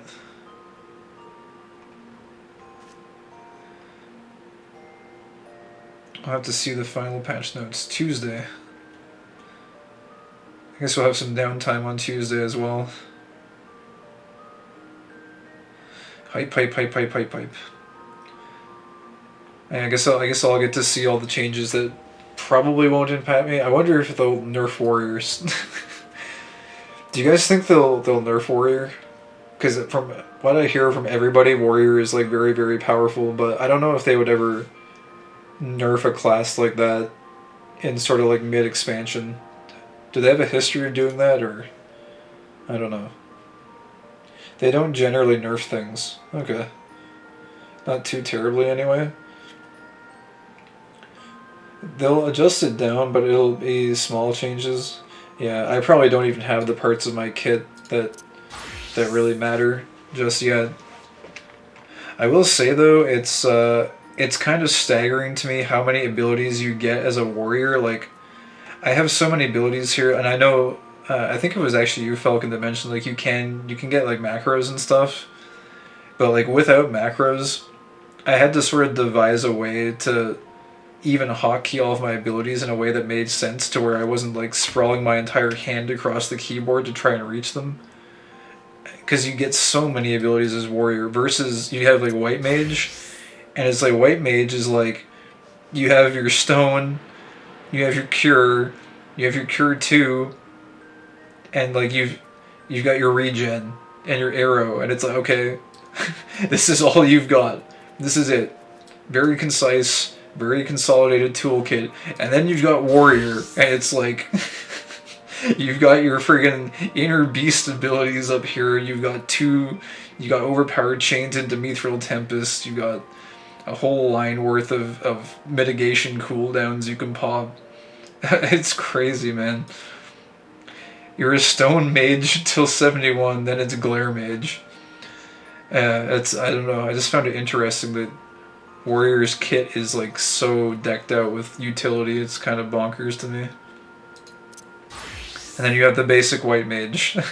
I am stone mage. I throw rocks at you. Also, I heal people sometimes. I don't know, it was kind of interesting. Paladin is kind of shaping up to be interesting. I still gotta work out where I want to put my damage buffs. I've been... it's hard for me to part with my mount on X. This is very convenient for me, but if needs be, I might turn this into like more of a battle bar and like have some buffs down here. Still kind of working it out. I'm too lazy though. I love having my chocobo on X. Maybe I can find another way to bind it to something though. Paladin is the big utility tank eventually. Warrior is self-heal and some utility. Yeah, I hear paladins are good off tanks. I'm kind of interested to learn both of them, to be honest. They both sound like playstyles that I'd be interested in picking up. But yeah, anyways, this is very chill. Fun post-stream discussion of various things. But I think we're gonna jump into bed here. The comfy feather bed. Log it out.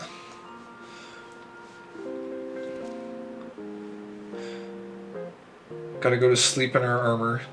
We never learn. Maybe I should make like a pajama set or something. Should make a PJ set for when you log out so that you don't actually sleep in the plate mail. But yeah, that's gonna do it for tonight's stream. I would have loved to keep going, but I've this game is so good I often sink far more hours into it than I mean to, so I'm trying to keep my sleep schedule somewhat intact, especially on the weekend, because it's so tempting to just go all in and just play this game for countless hours. But yeah, we'll be back tomorrow. We'll keep going through with our hunt for the robed dude, and we've taken care of effectively all of our distractions. There's like nothing to get distracted by anymore for the most part. We've unlocked all the mechanics. We've we've explored Gridania, we've explored Thanalan, we've done all the side quests that we've come across in Lanasia. So it's like full steam ahead at this point. I think even like we unlocked our level 35 paladin quest. I might even hold out until like, I don't know, 40 or 45, maybe even 50. I don't know. Just so that we can go through the main story quest as fast as possible. Then maybe we'll pick up those paladin class quests all at once, kind of back to back.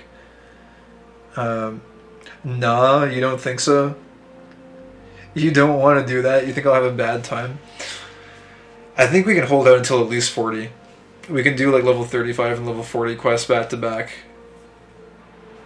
Because I don't think it's at level 45. I think you get your class armor, at least most of the pieces, and then I think 50 you get your chest piece. At least if everything goes according to how the warrior one is set up, which maybe they don't all follow that model. I don't know. I guess we'll see.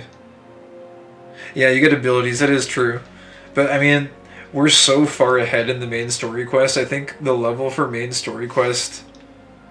We're at like what, level 25, level 28, and we're sitting at freaking level 35 on Paladin, which is our third class. It's like I don't know, I gotta get that main story caught up. So like if we can forego any distractions and just power through it, like we just gotta get through it. That's just no distractions.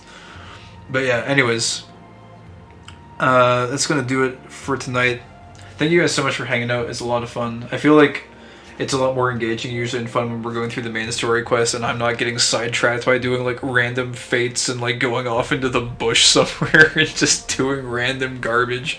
I know everyone likes to see the main story quest and you know, the reactions to it and like talk about elements of the story. So hopefully we'll get to see a little bit more of the main story and we'll have more talking points.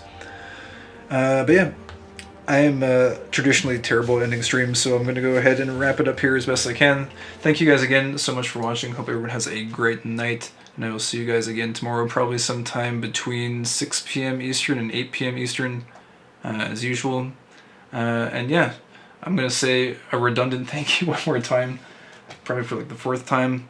And yeah, hope everyone has a great night, and I will see you guys next time. Until then, have a great one. Bye-bye.